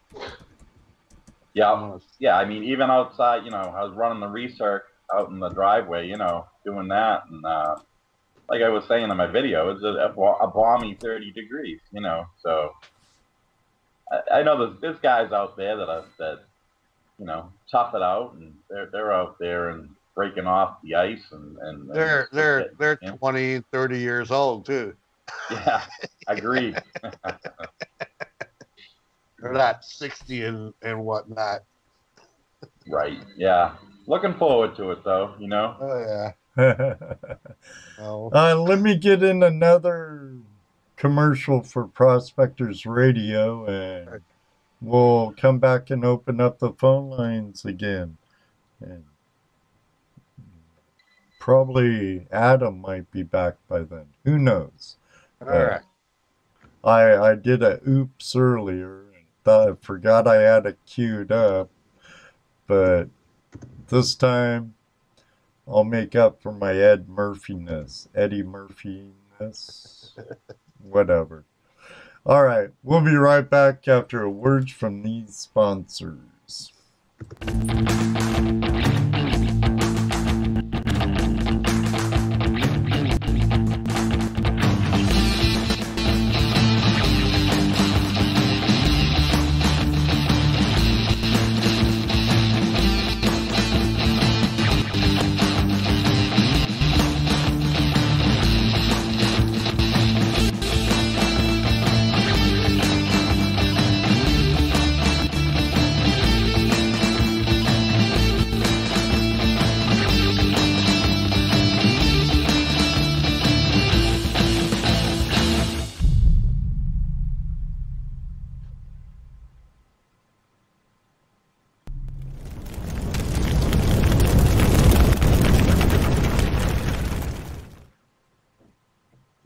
That short break that portion of the show was brought to you by our friends over at prospectorspace.com and Prospectors Radio. Catch them every Sunday night at 7:30 Eastern Standard Time, or catch them for their West Coast Wednesday, every Wednesday night, of course, at 9 p.m. Eastern Standard Time, 6 o'clock for you guys out west, gals, guys out west.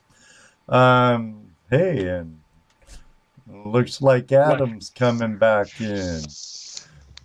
What'd I tell you? I just had a feeling. There he is. How you doing, Adam? Safe at camp now? No, I didn't make it back yet. Oh. That's what happens when you're living on the road. Things change quick. That they do. Yeah, I had to figure out some stuff to do with my fun for. I'm gonna stay up here. I'm gonna try to stay up here for another straight 7 days, and see what I can get in 7 days. So instead of driving all the way back into the city to sell the gold that I got, I just did it here, and I got to get some supplies while I'm still here. So I figure instead of driving all the way back up there and then having to come back down into Grass Valley again in a little while, I just stick around here and ride it back out. And of course, if I don't know if you can see, but the sun's back out, which drives me completely insane because I could have just stayed down there today because it barely rained, it only trickled, and then now the sun's out. So Adam, why don't you tell everybody again what's up with your name? My name? Some new people in here. Were in here earlier. Yeah. The Ant-Man is dead. I hate to bury him because I've been called Ant-Man for pretty much my whole life. Some of my closest friends still call me that. And with all the hacking issues I've had, I think I'm on number 7 in 2 months. I've gone through 7 profile names, 2 emails. There's a few unsavory characters trying to be me, and I don't want. Yeah, they're still out there, trying to use your name to get through. Still using. I'm on Tinder, which I've been married for 14 years. I'm definitely not on Tinder. I mean, I'm all over the place. I could be on billboards in India for all I know. But that's not funny. I mean, really, it's not funny. But it's not funny. It's kind of sad that right. Our technology these days, if you try to be social, which I mean, I try to enjoy what I'm doing, and I'd like to share it with everybody else, and that's what I was trying to do with coming across the country and being so open about even if they're good or bad things, like driving across the country and living in your car and going gold mining and trying to set up a new life in a different place. That's a lot. It's like I mean, it's a whole life change, and I'm sure there's thousands of people out there that would love to do it, and I'd like to show you guys the whole thing, you know what I mean? Like the ups and the downs. It's not as much fun as you would think, and it can be great, it can be bad. And I made the mistake of being too open to, you know, if I had kept I was a little too click happy with the friends on Facebook. I was naive with thinking that people are good. Oh, everybody's good, because there is good people. I have people say, why were you so open on Facebook? Why did you share so much? Why did you let everybody know who you were and what was happening to you? If I didn't do that, I wouldn't have met all these good people that I've met. I wouldn't know Ron, who's on here now. I wouldn't know Jesse. I wouldn't know Ed. I wouldn't know any of these guys in California. I wouldn't know anybody. So being social on social media can be good and it can be bad. And it's sad that you try to share and be open with people and people take advantage of that, because people knew, whoever did it originally knew exactly where I was. They knew. They were obviously a lot smarter with computers than I am. I gave out too much information, and I pretty much set myself up for disaster, and I'll never do it again.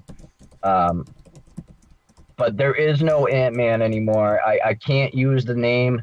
I can't even physically, if I probably put it back in and tried to do it, I probably wouldn't be able to, because the guy or people or girl, whoever is doing, there's more than one. I know there's at least 7 that I know of. There's 5, actually 8. There's 5 in the United States that are using it, that have already sold it, and it's overseas. It's in India and Germany and Russia. They're all using my name. So, I mean, there is no, I can never use it again, because I don't know what that person is actually doing with my name. They could be doing a lot worse things than then I know. You know what I mean? So you'll never see that again. If you ever see it on Facebook or any gold prospecting groups or anything in general, any posts, press report, and block them. Make sure that you report them and block them so that they can't get into your friends list and yeah, because like what we were talking about earlier. I don't want everybody to go through what I've gone through, because let me tell you, out of all the problems I've had on the road in 2 months, that's the worst. And that's sad, because that could have been avoided.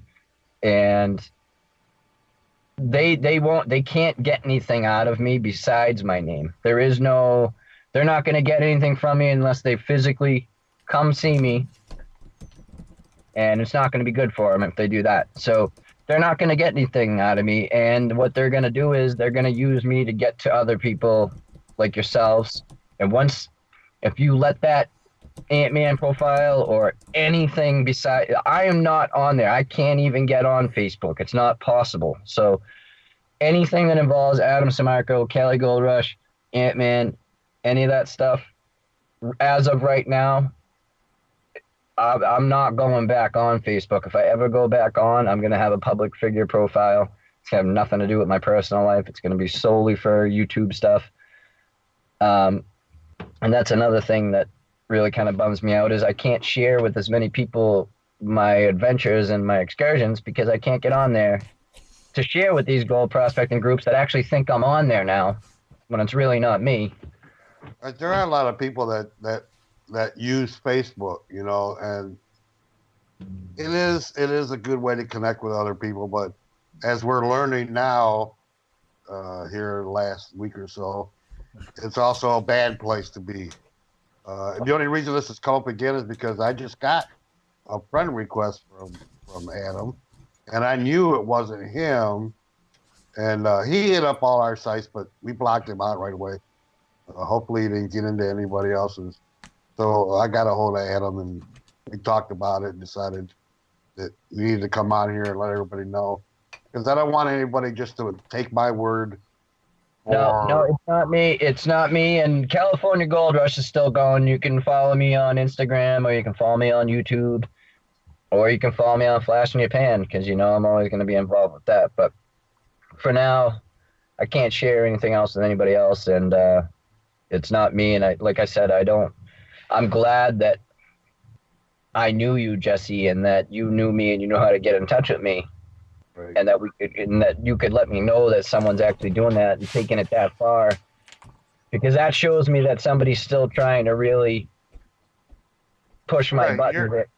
Yeah, your information is being passed around, like we were talking about. Someone's out there trying to get into. We know that they can't get anything from you, but that doesn't mean they can't get anything from someone that you've been friends with, and they've been able to work their way into their Facebook and have maybe been able to do something, you know. So we got to get that stopped, and let's face it, we have to guard our own security. We can't depend on the government or even Facebook to guard us. We have to do that ourselves. But if enough people see it, or if they do see it and they report it, right? Absolutely. All it takes is 2 people to report that same profile, and it'll get reviewed. And then I have already put in before, when I was hacked and I had the other phone and I had another email, they didn't know about that one for a little while, but I made the mistake of involving Ant-Man in one of my, or whatever it was, my name in my profile, and they got into that one. But before they did, I let Facebook know from a different email though, and they said, well, how do we know you're not a hacker? And they couldn't know that it was me because I was on a different email and all that other stuff. But I let them know, whether they took it or not, that it's not me and that someone is in my account, and I can't even get in to change it because they changed my password, so I can't. Well, obviously it's still active because they friend requested me, so it's still active. Someone's still using it. And yeah, well, like you said, they sold my information, so it could keep happening for.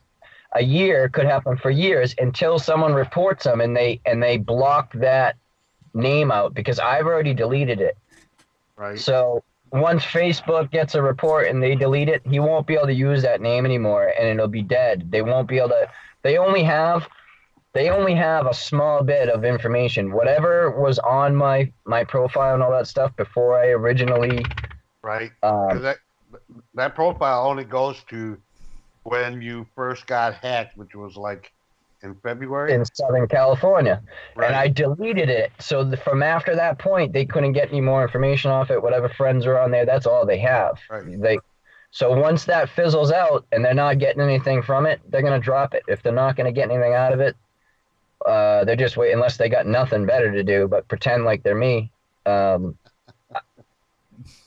It's not going to go anywhere. But the more people that see it and report it, the faster it'll happen. And just I don't want anybody to have to go through what I've gone through because, I mean, people can really mess your life up through the internet. Thank God I don't have, like, all your money tied up in it, right? Bank accounts and stuff in my name because this isn't the first time. Like, I've been hacked before back in the past, but it's never been as bad as it was since I did this gold rush thing. It's been... I don't know if people assume that I'm like loaded and I'm out here traveling around just having fun. They don't know the full story type of deal. Like I don't know if they think they're not going to get anything from me. Like I said, unless they come out and physically see me, they're not getting nothing. But I've been hacked before, so I know not to have anything in my name. And I'm, like I said, I'm lucky I can make YouTube videos for you guys and edit them. I'm not computer smart. I can barely use my cell phone. As you can see with the Skype, I can't get on and off. I don't know what I'm doing. So keep at it. You know, like I say, you got to practice, man. Practice. Yeah, I know. I'm getting better though. I've been forced to learn technology by this hacking stuff. We're all being forced to learn it. You think about that's the truth. I'm 67 years old, and I'm being forced to learn it. Otherwise, I'm stuck in my house looking at, TV. Yep. Yeah, it's crazy, man. That's the technology we live in, though, and I want everybody to be weary of anything that had to. I've been on Facebook. I wasn't on Facebook very long, but I had like 9 million profiles, so you got to kind of watch out. None of them are good to follow. It's none of them are good though. Stay away from anything that has to do with me, unless I'm on Flash in Your Pan, YouTube or Instagram. It's not me. Report it. Delete them, block them. Well, I'd love to figure out a way to mess with these guys. Like, I want to come up with like an anti-hacker company that solely tries to track hackers down or something. Because I mean, there's so many of them out there. Well, you'd have to become a hacker first. Yeah. I got some hacker friends. I have some hacker friends though. My hacker friend is the one that cleared a lot of this up for me. He's the one that got me in, and I have a location of one of the people that's using it. They're right around Fresno. They're within 10 miles of the Starbucks in Fresno. I know that. So, I mean, there is ways to do it. I wish that somebody would come up that's smart and good with computers. So someone would take action against these people, because it's not just me. There's millions of people out there that happens all the time. By this every day. Yep. That's enough about me, though. Yes, this is Ron's show tonight. This is a Creek Critter episode here. Well, actually, I had a question for Adam. I was kind of wondering. I know you're, in the van and everything, but I didn't know if that cleanup that you had in your last video. I was just kind of wondering, did you ever get a chance to like do the weights? Well, I can tell you by my knowledge of looking at the gold, I guessed on the weight before I sold the gold from the last days I was up here. Yeah. I guessed on the weight, and I was within like 0.3. So I would say that yesterday's gold, I got around 4 grams yesterday. And then the day before, beautiful cleanup. The day before, I got 2 grams. Today, I probably got another maybe 3.5, 4 grams again today. Little different from New England? That's why I'm trying to stick around here, because the way I figure it, if I plant myself up here, it sucks being up here, to tell you the truth, living in a van, because like I just got used to being able to go take a shower all the time at Planet Fitness, and like having a little bit of a hold on things. When you're up there in these places, there's the town I'm staying in, up around North San Juan.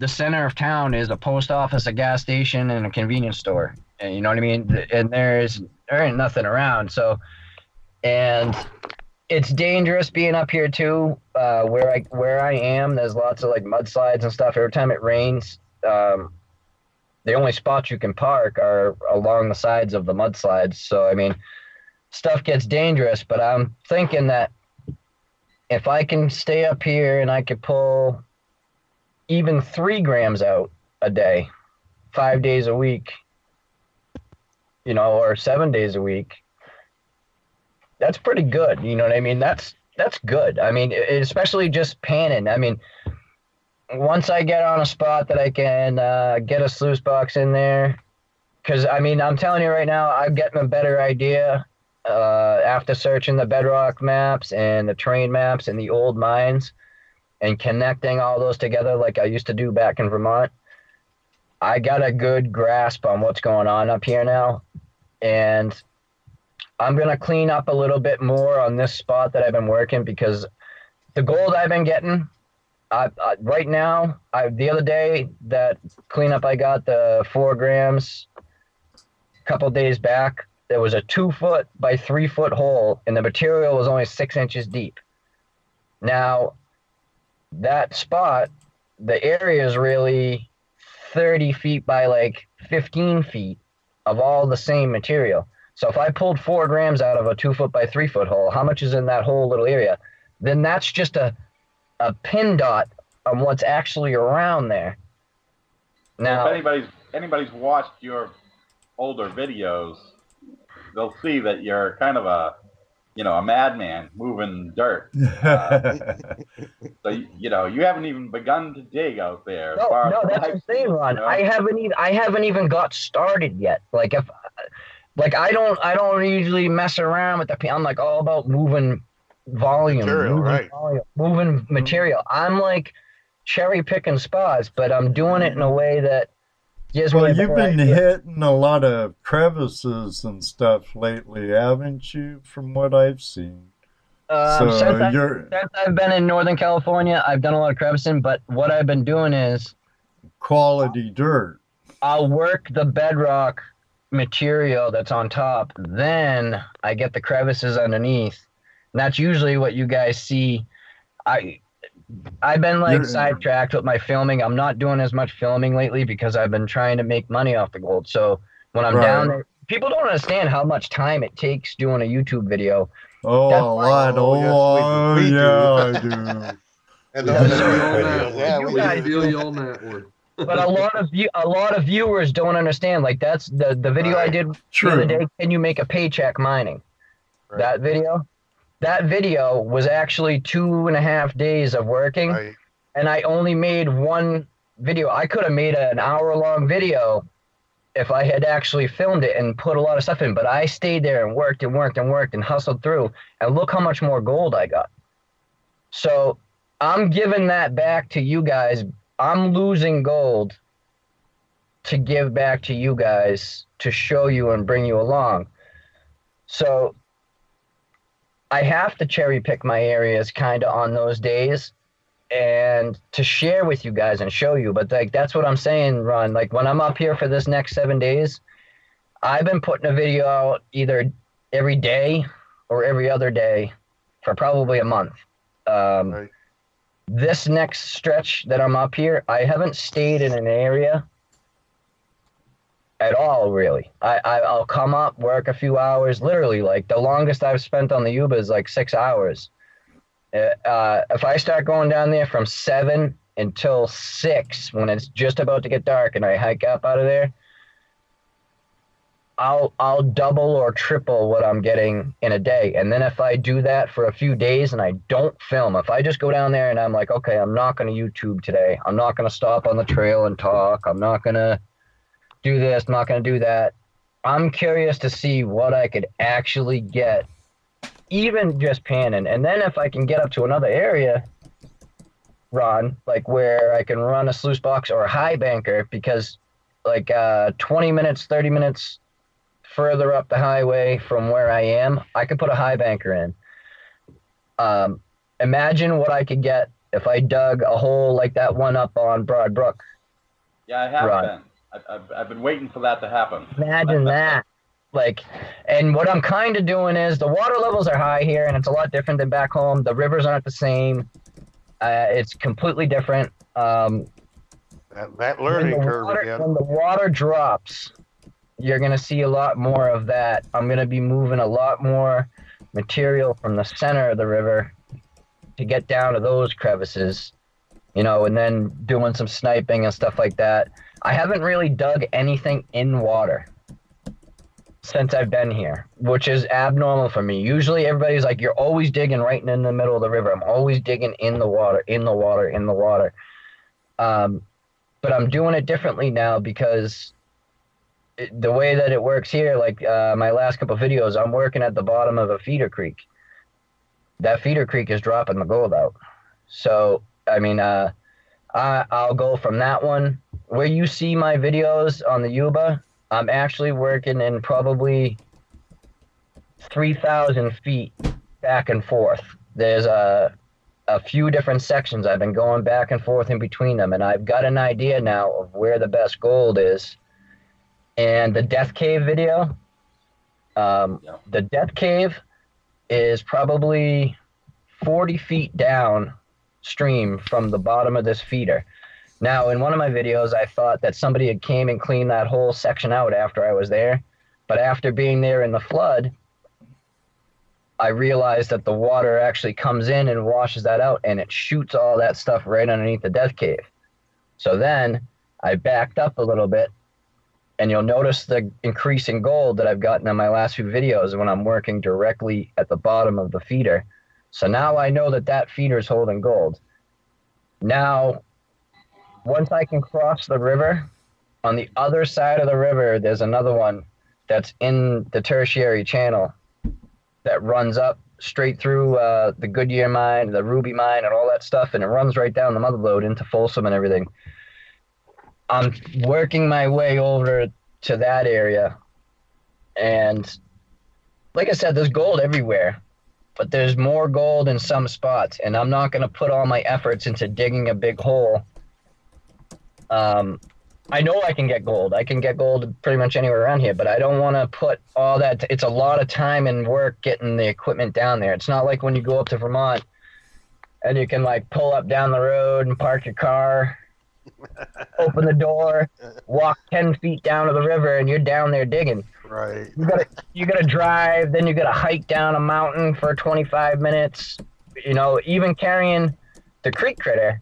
Sounds like a job for the creek critter. Yeah. And that's where the creek critter comes in. You know what I mean? You can get in and out a lot easier. When you think about pulling a dredge down these mountains or a high banker, that's a day process. You know what I mean? You gotta get down there. So I'm not gonna put any actual real dig time in until the water drops and I can get to that spot. Like now, I've been pretty much testing this whole time.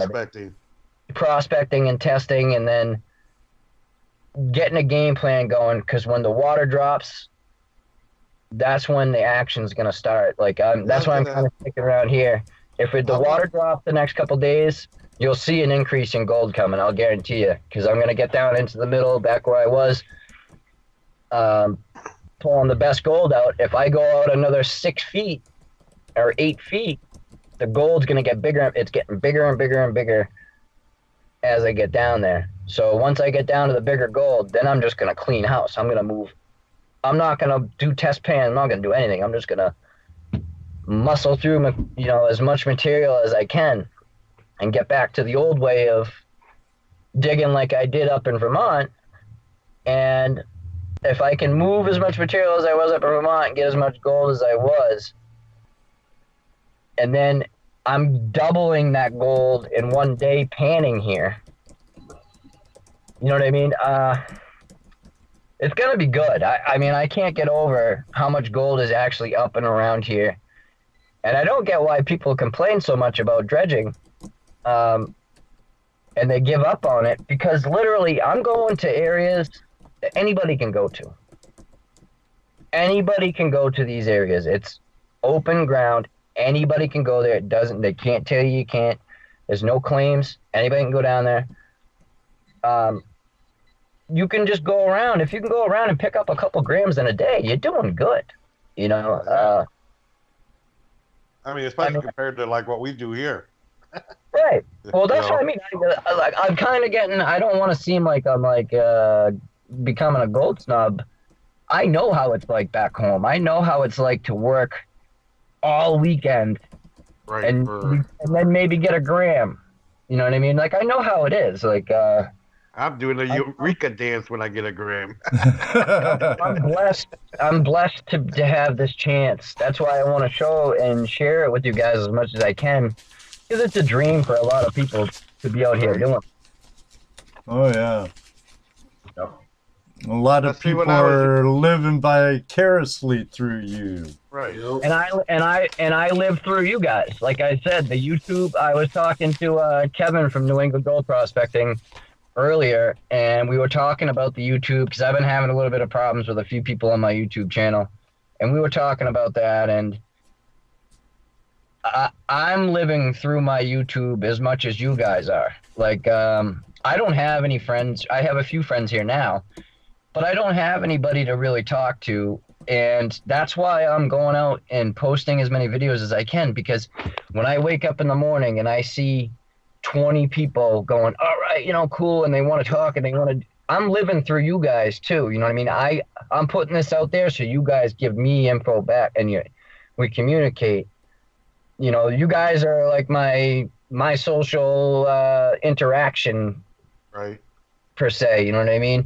Yeah. So it's just as much for me as it is for you guys, and I want you guys to understand that. Like, I'm not doing it all for you or all for me. It's for both of us. You know what I mean? I want to try to bring you guys as close to being in California as I can without you physically being here. Well, just start sending me some dirt. We'll be happy. Yeah. I've been telling him that for Me a while too. now. I'll take a bag of that. You know, I'll take one from David too. Oh, yeah. I mean, I like I said, I have a bunch of people that I gotta get around to, but like I said, I'm trying to make a living off of gold right now. Once things get a little bit easier for me, you guys back east will be getting some gratitude bags for sure. You know, like I said, it takes a lot for me to even get to a post office, for Christ's sake. So, well, no, right now you're just trying to figure out what you can and can't do, and that's very understandable. I mean, you got to figure out, you know, what's it going to take for me to actually make some kind of living at this.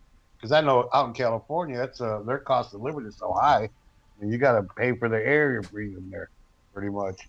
You know. Yeah. So. To tell you the truth, it's not too much different than Massachusetts. No, really. It's really not. It's not that much. Besides gas is more, and other than that, things aren't too much different. Granted, there's lots of fees, and you know, that's one thing I can't get used to. State parks, you should be able to go to them without paying. Right. I agree, but after all, you're in California, you know. They think it's theirs. Well, not just they're there. in There's Sacramento. Oh, it's that way in Oregon and Washington and Virginia too. Ron, can you imagine paying $8 or $5 every time you wanted to go up to Hale Hall and park there for the day? You know what I mean? It's like, Right. It's a gripe, and then if you don't get the stupid ticket, they give you a ticket. You know, Right. I don't know. Yeah, I mean, I can't complain because I do like California. It's got its ups and downs, but everywhere does. I mean, I'm sure if I stayed in Arizona, I would have problems with certain things about Arizona too. Just like I have certain problems with Massachusetts and beside your allergies. Yeah. Yeah. Okay, Adam. There's a message from Spike Littlejohn. Adam, drop me a way to contact you and a place to mail to. I have a care package of lightweight equipment for you to help your cause. Please. So I'll get you his number, Adam. Yeah, you can do. Yeah, you do that for me. As far as shipping goes, Ron will know. I have a buddy, Mark, a great guy that I met when I got up to Northern California. He's been tremendous help. He's kind of like my post office in a way. I've been getting things shipped in and out of his house like crazy. So that's great. And I have another thing too. I'll put this out here while I'm on here because I don't know who's watching. I can't see the comments or anything. But I just did the gold giveaway for my 1,000 subscriber thing, and New England Gold Prospecting won it. There was a bunch of confusion with it. But the next giveaway is going to be for kids. I want to try to get more children and even young teens involved in getting out and prospecting for gold.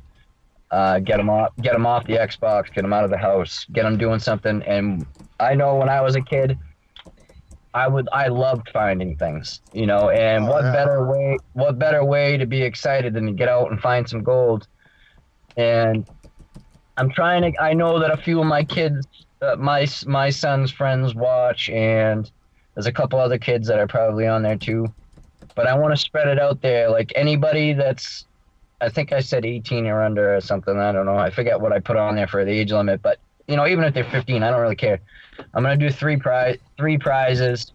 Another guy from California, because I posted this on Instagram, another guy from California, a prospector, said that he thought it was great and he wants to jump in. He's going to donate a couple 10-inch pans, and I get some snuffer bottles and some other stuff. I'm going to do 3 prizes, a pan, a snuffer bottle, and a small bag of pay dirt. And I'm gonna make it easy to pan. I'm not gonna give them a bag of black sand and be like, here you go, get that 200 mesh out of there. You know what I mean? I'm gonna give them pretty much just regular sand with gold in it. They can learn how to do it, and maybe give them a little interaction if they don't know how to pan. And depending on where they are, unless they live in like, I don't know, the middle of somewhere that has absolutely no gold, I'm gonna try to give them a little direction on where to go in the future. But I want to try to get some younger people involved in it because I wish that I knew about gold in New England, 20 years ago. Because my life would probably be a lot different than it is now. It probably would have gone. You'll have fun, Adam. We have a blast when we do demos with Boy Scouts and Cub Scouts and stuff. Yeah. Our future voters, right? I'm actually going to look into doing that. I never even thought about it. I would have never thought that anybody would ever even want me to do it. But last night, I was parked up in Tahoe National Forest, and it was dark. Car drives by. I see brake lights. He turns around. It's another van. He pulls up next to me, and he's like, hey, you California Gold Rush guy? And I said, yeah. And I started laughing. I said, why? He's like, man, he goes, I've been following you. He goes, I knew you were up here. I've been driving around trying to find your van. Talking about a stalker, huh? Yeah. You know what I mean? That's another thing. Like when you put yourself out there, people kind of know where you are.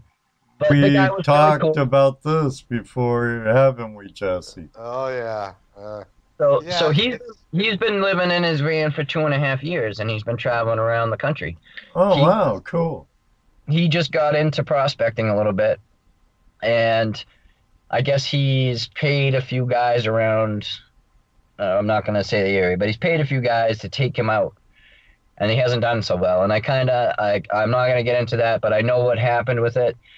And he was like, I've seen how much gold you're getting. He goes, I've been doing this 6 months now, running sluice box and stuff. He goes, I don't even have what you got in probably your first hour.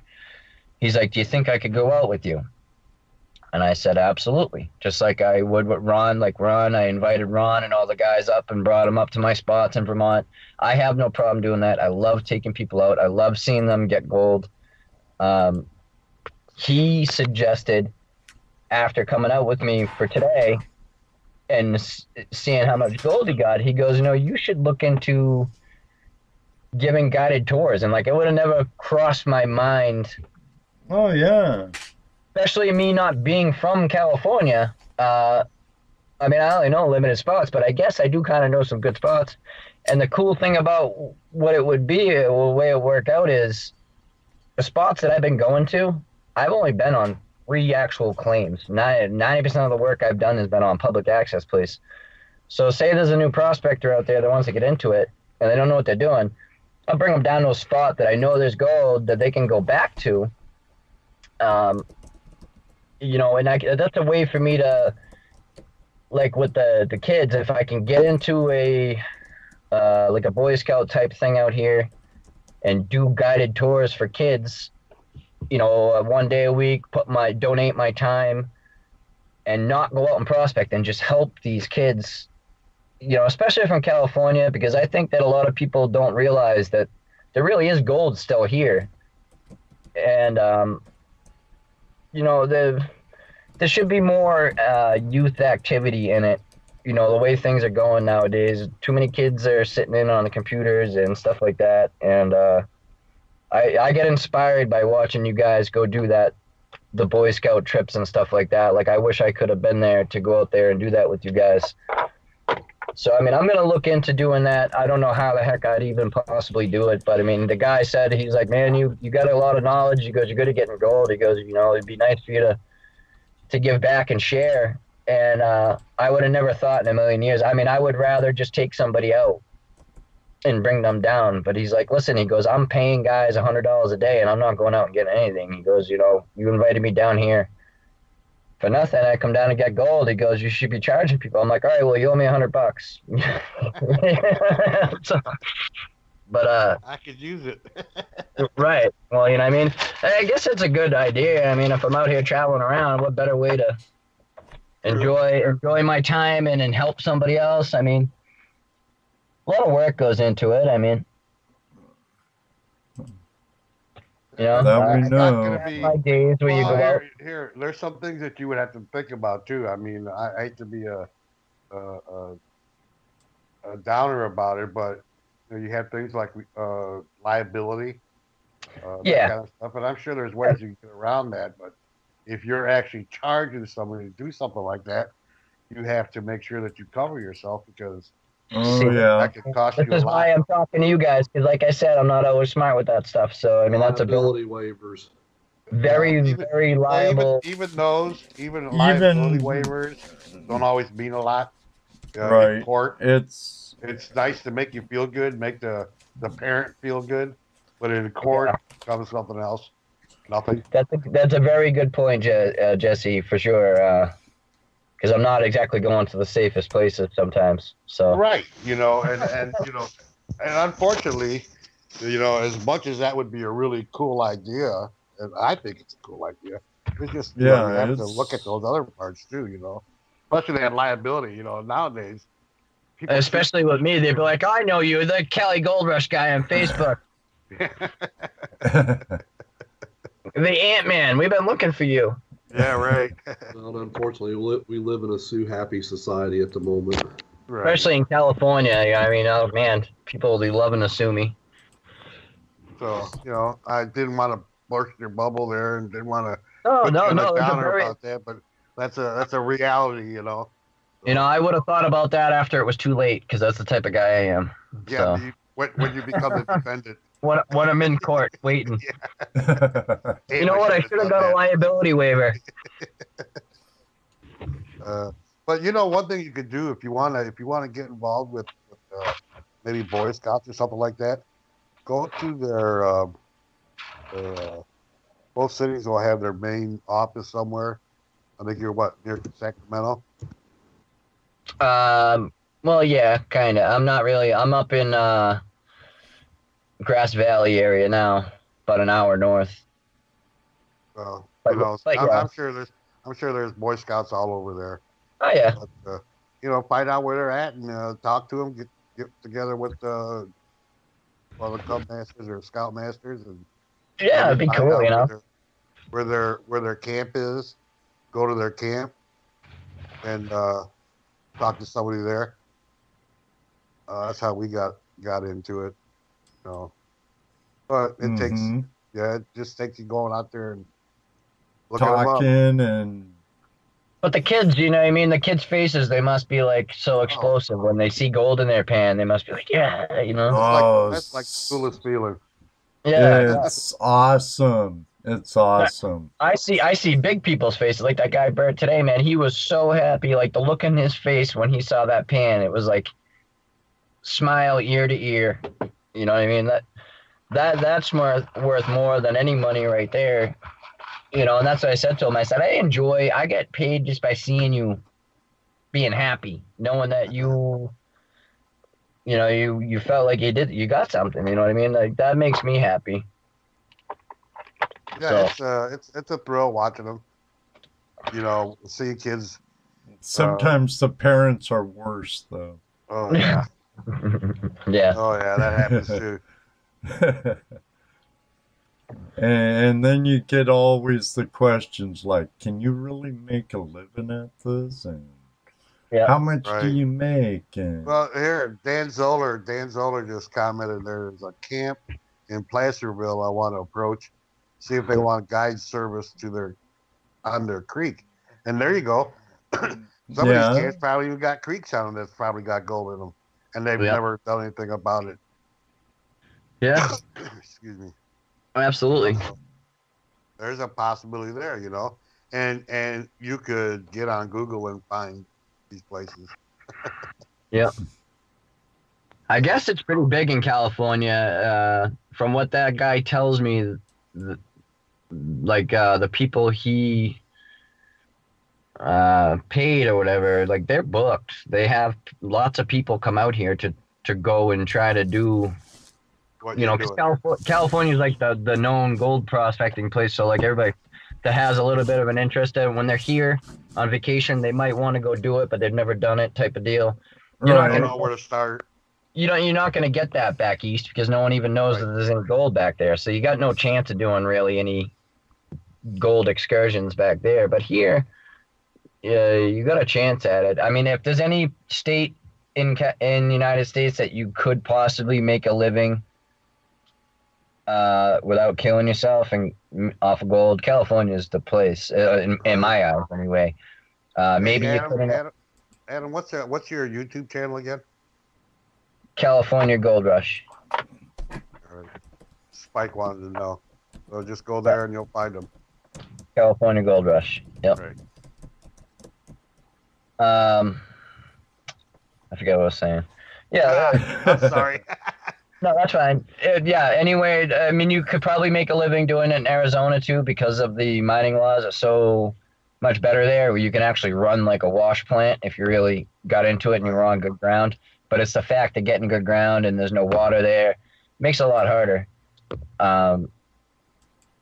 Here, if you can not be so concerned with always getting gold. Like if you want it, like if I wanted to put myself out there, I've been thinking about ways of doing it, like whether it be getting involved with actually mining gold, then doing pay dirt, then doing gold excursion trips.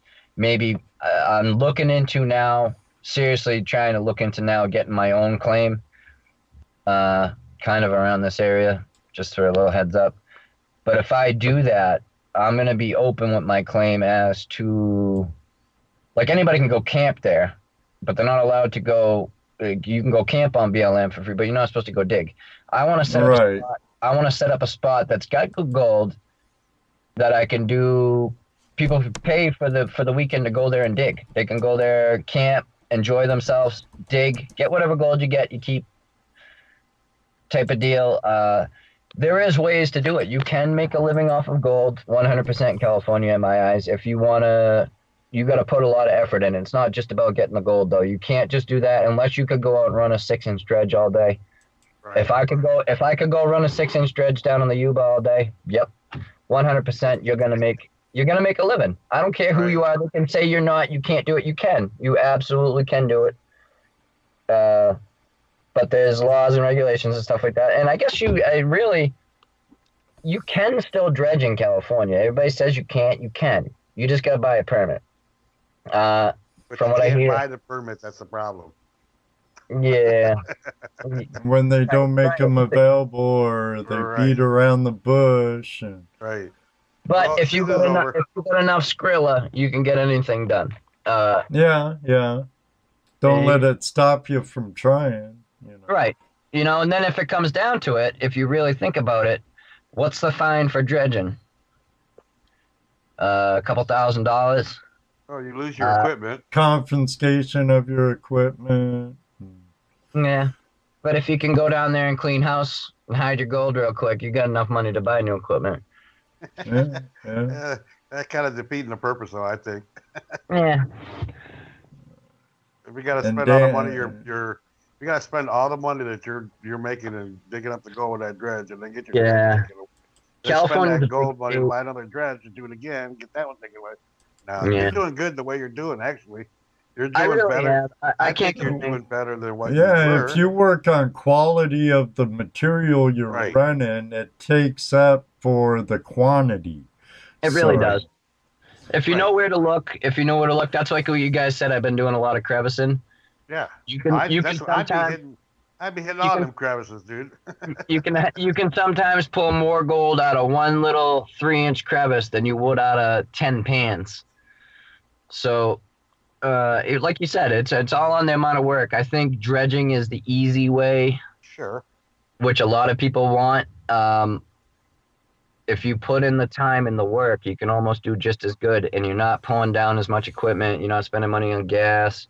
It's all about moving material. You know, yeah. The more material you move, the better. But it's also about the quality of material. Quality, right? You know, yeah, but the more quality material you can move, you know, if you're zoning in on the Pay Streak area and you're doing your prospecting and you're using bedrock to your advantage, and that's one thing I know out west, you can do very well just on sniping and crevicing alone. So, yeah, like Dan was saying earlier in the chat room, there's hermits up in the mountains that provide their daily wage just by sniping and crevicing. So, okay, well, perfect example. The two guys I've been hanging out with the most, Mark and Tom. These guys both have the biggest gold I've seen since I've been in California, and they don't bring any tools out besides a pan and a sight tube. Okay, yeah. He's pulling out handfuls of 5 gram, 4 gram, 3 grams. Then he's got 41 grams. Then he's got 41 gram nuggets. Then he's got 10 gram nuggets. Then he's got 9 gram nuggets. None of them have actually been taken out with a shovel or a sluice box or anything.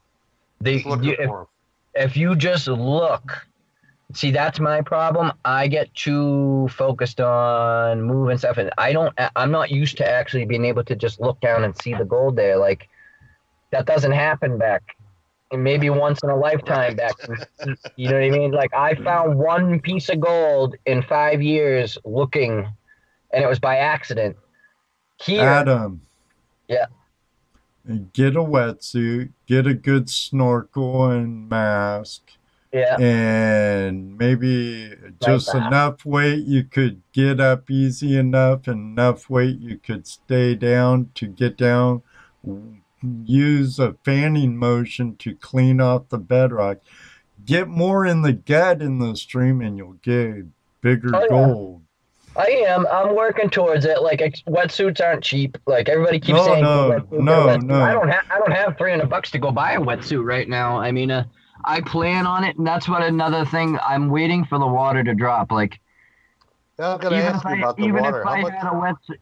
I had a wetsuit, I would need like probably, I don't know, 5 or 10 chains to hold me in the Yuba right now. Like, yeah, it's getting on winter melt off right now, so I could imagine. I mean, I don't know if you guys saw my video with the prospecting in the whitewater. It might have looked like it was crazy on camera. It times that by like 1,000, and that's what it was like being down there. Like I felt like there was 100 fire hoses blowing by me everywhere. You know what I mean? It's the force of these rivers is like nothing I've ever seen. Like we don't have these rivers back when Broad Brook's flowing at its heaviest.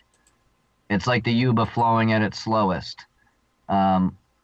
I won't mess with it. You know what I mean? Like I understand the force of water now. I've never physically been that close to anything that's not man-made with the amount of pressure that's coming by in this water.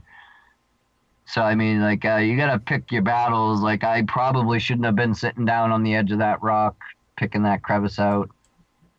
But you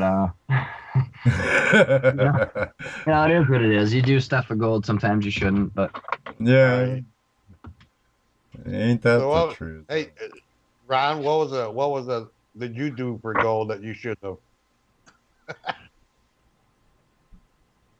How wide are your sluices, Ron? I can answer that, but I'll let you.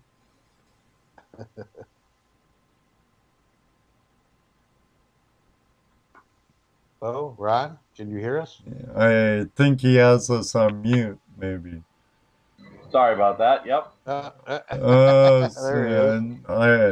Yeah, the creek critter is 6 inches wide, and the other sluice behind me is an 8-inch green mat, full size, big cell. I like the pre-ramp on that one, Ron. Is it a lot wider? Yeah, I actually went to a 4-inch wide clamp on that just to give a large ramp, you know. I like that. That looks really nice. It's got a nice gradual slope for it to go up and down in. Can you bring that closer to the camera so we can see it? Possibly without killing myself. Yeah, maybe. Yeah, preferably without killing yourself. That'd be the best way. But it would be a photogenic moment. Yeah, that's nice. I like that. So the edges are curled over or bent over or what on that? This edge here has a 3/16 curl, so it's that mat. Like you say, the mat's not going anywhere anyways, but it's really not going anywhere, you know? Right. Yep. And yeah, so I went, you know, we got a 2-inch flat and a 2-inch here. It should add a real nice ramp to it, you know. How's that held down? Is that screwed down? Yep.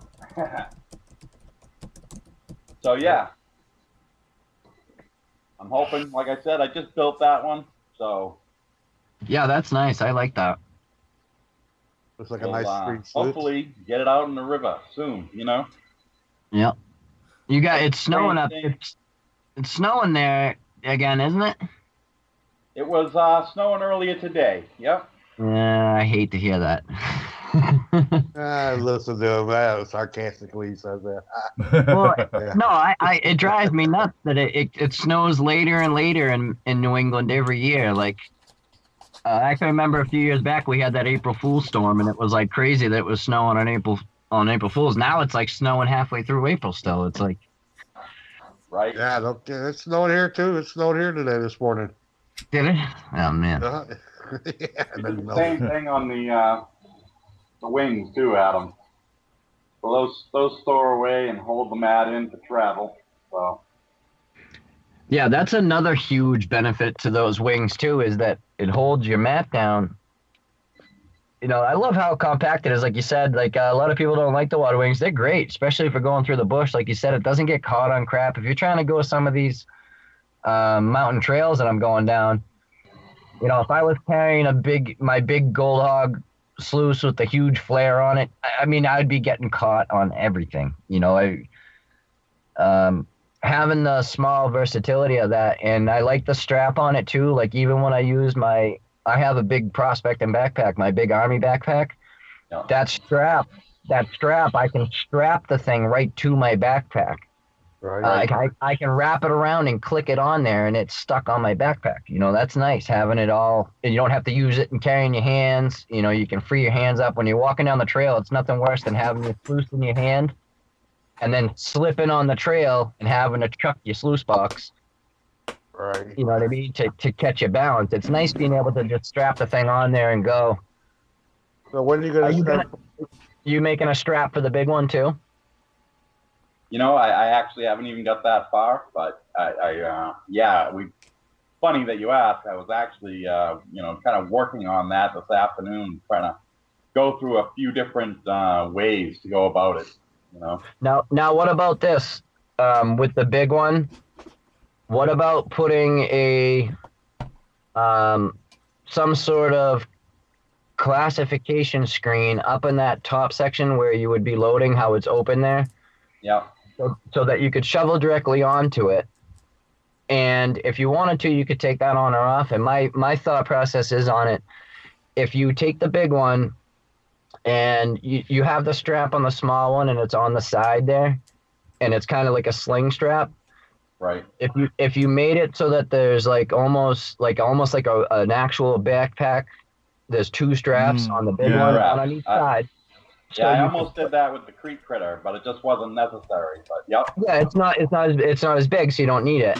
But the bigger one, the way I'm thinking of it is, if you had that classification screen on there and you could shovel directly onto it and push your big rocks off the back of the sluice, and you had that backpack the way it is with two straps, you could slap that thing on your back and then just carry a shovel down, and you wouldn't need anything else. You could just take just the backpack sluice and the shovel down with you, and you'd be ready to go. You don't need any classifiers. You don't need any of that. Right. Yeah, I've been in touch with, actually, there's a company right near us in Billerica, and they specialize in punch plate and all kinds of perforated metals. That's their whole specialty. Yep. So yeah, I'll give that a little thought. It's not a bad idea, Adam. Yeah. You know, you can maybe do it on start the classification screen on like a ramp almost from the where the water's coming in, put it touching the back of the sluice there and have it just ramp up a little bit. So you could dump your stuff on. All your small stuff's going to go through the grate and start going down the sluice. Your big rocks, you can just wipe off the back and use them to help build up your water flow around your water wings as you're going. You'd be able to move a lot more material than classifying. Right. And, like I said, you could put it on there so that it can be with the wing nuts and stuff like you got. So if you want it on there, you can have it. If not, you don't have to. Right, yeah. Something that just sets down, and maybe hangs on the, over the top. On the edges or something, yeah. Yep, exactly. Yeah, yep. I'm plotting and planning as we speak, yep. Yep. That's definitely a good idea, because I'm looking more into, like you said, the more material you run, the more gold you're going to get. So if you don't have to classify, you're going to get that much more done. If you could just even fill bucket shoveling directly into it, or if you want to bring a bucket down, you just fill a bucket up and dump the bucket right on. And, you know what I mean, dump it out, and you're going to move stuff that much quicker. Yeah, I mean, you think, I was thinking about it, maybe the first 2 feet punch plate and then slick plate the rest of the way out, something like that. Yeah. Yep, exactly. Could be part of the new design. Here we go, right? Yep, California Gold Rush approved. Well, and this is what's cool about this too. Most innovation and most of the improvements are made by other miners suggesting, what if you did this on here instead? Because we've talked about this before. We all buy a piece of equipment and we tweak it. So, it would be better with this. Ain't that the truth? Yeah. Right. And you want to make it versatile for everybody, so that's what I'm saying. You don't put it on there so you can take it off. Like, some people might not want that. A lot of people, it all depends on the person, but the more you make it user friendly for everybody, the better off you are. And I think you have a really great product here. I'm so happy that a guy from New England is putting out something good like this. You know what I mean? when I opened that box up and I saw it, I was like, man, this thing is just like so well made. Like I was like super happy. That was my reaction too, Adam. I'm like, oh man, look at this quality. Yeah, it's like a Cadillac with sluices. You know what I mean? It's really nice. Like, and I want to help you to grow it. I'm gonna do my best, to get everybody involved with it. And I think the more versatile you make it, because some guys here don't like to classify. They like to just dump this stuff right in. You know what I mean? Me personally, I like to have it classified a little bit. So like the punch plate screens would be good for me. I don't even want to carry a bucket. Well, that's the thing, Jesse. As I want to keep in mind, everyone's got to carry the stuff in, and worse off, you got to carry it out too. Right. So anything you can do to and carry, like you say, carry one item in, and carry one item out. Yeah. And that's like for a backpacking prospecting sluice, there's nothing better than just bringing down just your sluice and a shovel. Nothing else. Like if you can go down there, in a snuffer bottle, obviously, so you can get your gold out. But I mean, if you can get down there with the limited amount of stuff, like you said, I've never learned that more now than coming here and having to actually hike down to these spots. And like you said, the walk down isn't bad. It's the hike back up. What up? I think, I'm going to bring this down and this down and this down. And then I get down there and I'm like, oh man, I got to carry this all the way back up there. It's like, so, I mean, it's just to throw that out there. I think it'd be great. I'd like to see it. And, yeah, I'm hoping to, like I said, I'm hoping to come out with the 6-inch mini high banker. We're going to work on that. I've got a great idea for a new style of grizzly. And hopefully it's going to be something that you don't have to stick your hands in and push rocks through, Yeah. So that'd be cool. Yeah, we're working on a few things. Yeah, there's lots of plans, coming along. So we'll see what we come up with. Nice.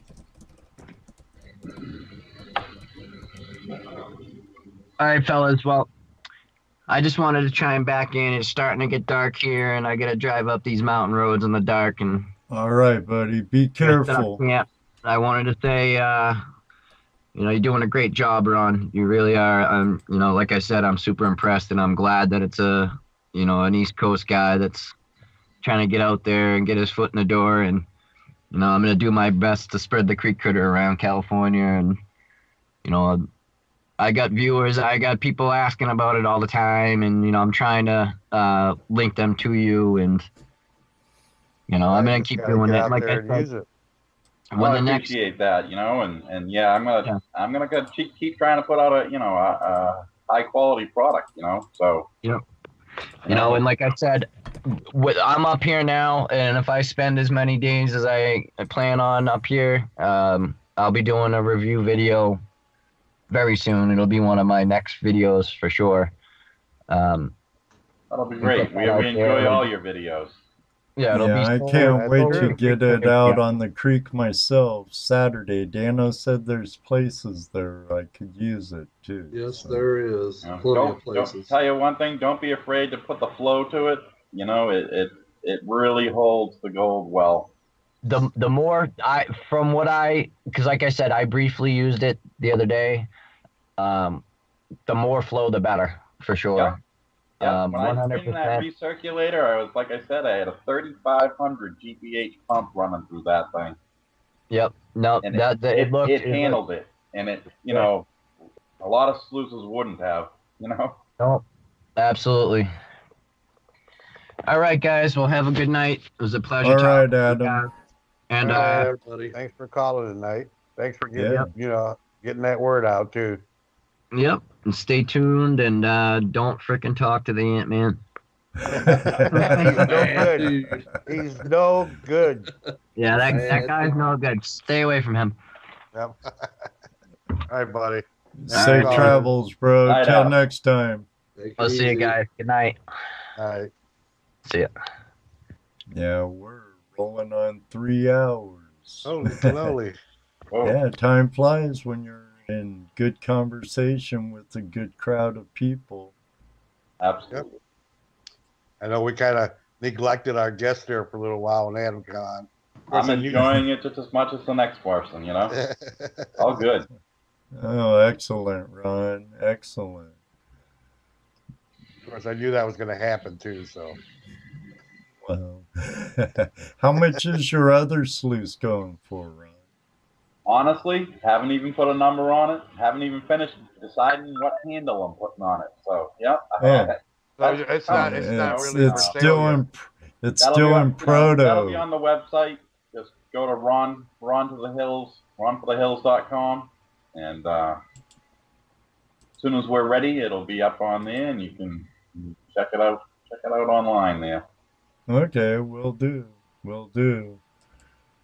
Cool. Definitely. Well, Ed, you've made it past 10 o'clock without the thump. Yeah, we haven't heard the stomping of the foot. I was wondering that myself. Yep. you never know. Shh. Yep. Shh.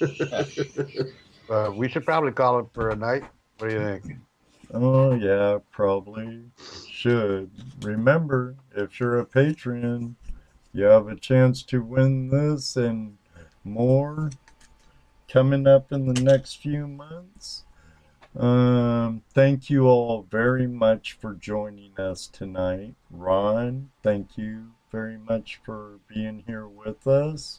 Thank you, Ed. Adam, safe driving. Thank you for calling in. All those who called in. Spike Littlejohn, thank you for calling. Hook, thank you for calling. Check out Hookmeister, Prospecting and Outdoors on Facebook. He has property in a really well-known area of southern Indiana for gold. Thanks again, everyone, for joining us. The New England crew, the Aussie crew, all of you. The West Coast crew? That's right. Coast to coast and beyond. And beyond. Tonight. That's right. And love it. You don't know how much we appreciate you taking your valuable time to be with us every Tuesday night. Yep. It means a lot. Oh yeah, and the Colorado crew. Don't forget Oh, the that's Colorado. right. We can't forget the heart, Colorado. They're almost in the heart of the country, isn't that pretty much Caleb's neck of the wood? Kansas, I think. But Caleb's in Kansas. we appreciate all our Canadian friends, our Alaskan friends, our Aussie friends, all our friends. Hey, Coast and don't to forget coast and the world's best moderator, Jared. Oh, yes, the world's greatest moderator, Mr. Lodak. And he does it all for free. What a guy. What a Checks in the guy. mail. Checks in the mail. Actually, Jaron, send me your address, please. But he will take donations. Hey, so will I. Thank you, David Villa.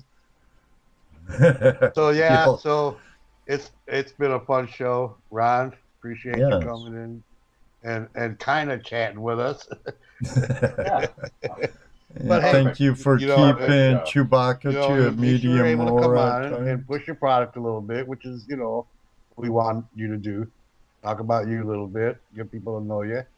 And, good luck with your venture because, it can only help things. Oh, absolutely. I had a blast. Can't thank you guys enough for having me on. I always enjoy this show. Watch it every Tuesday, every one I can anyways. And it's always, it's a great outlet for people to see new things, get new information. So keep doing what you're doing, guys. We're working. Thank you, Ron. We're working on it. It's definitely a labor of love. I know I enjoy it. Do you guys? I hope you guys. Sure we do. Oh, You're yeah, here it's every week. fun. You get to talk, you know. Get to Watch meet your a wife lot of throw good people. daggers at you while you're talking and stuff. That's cool.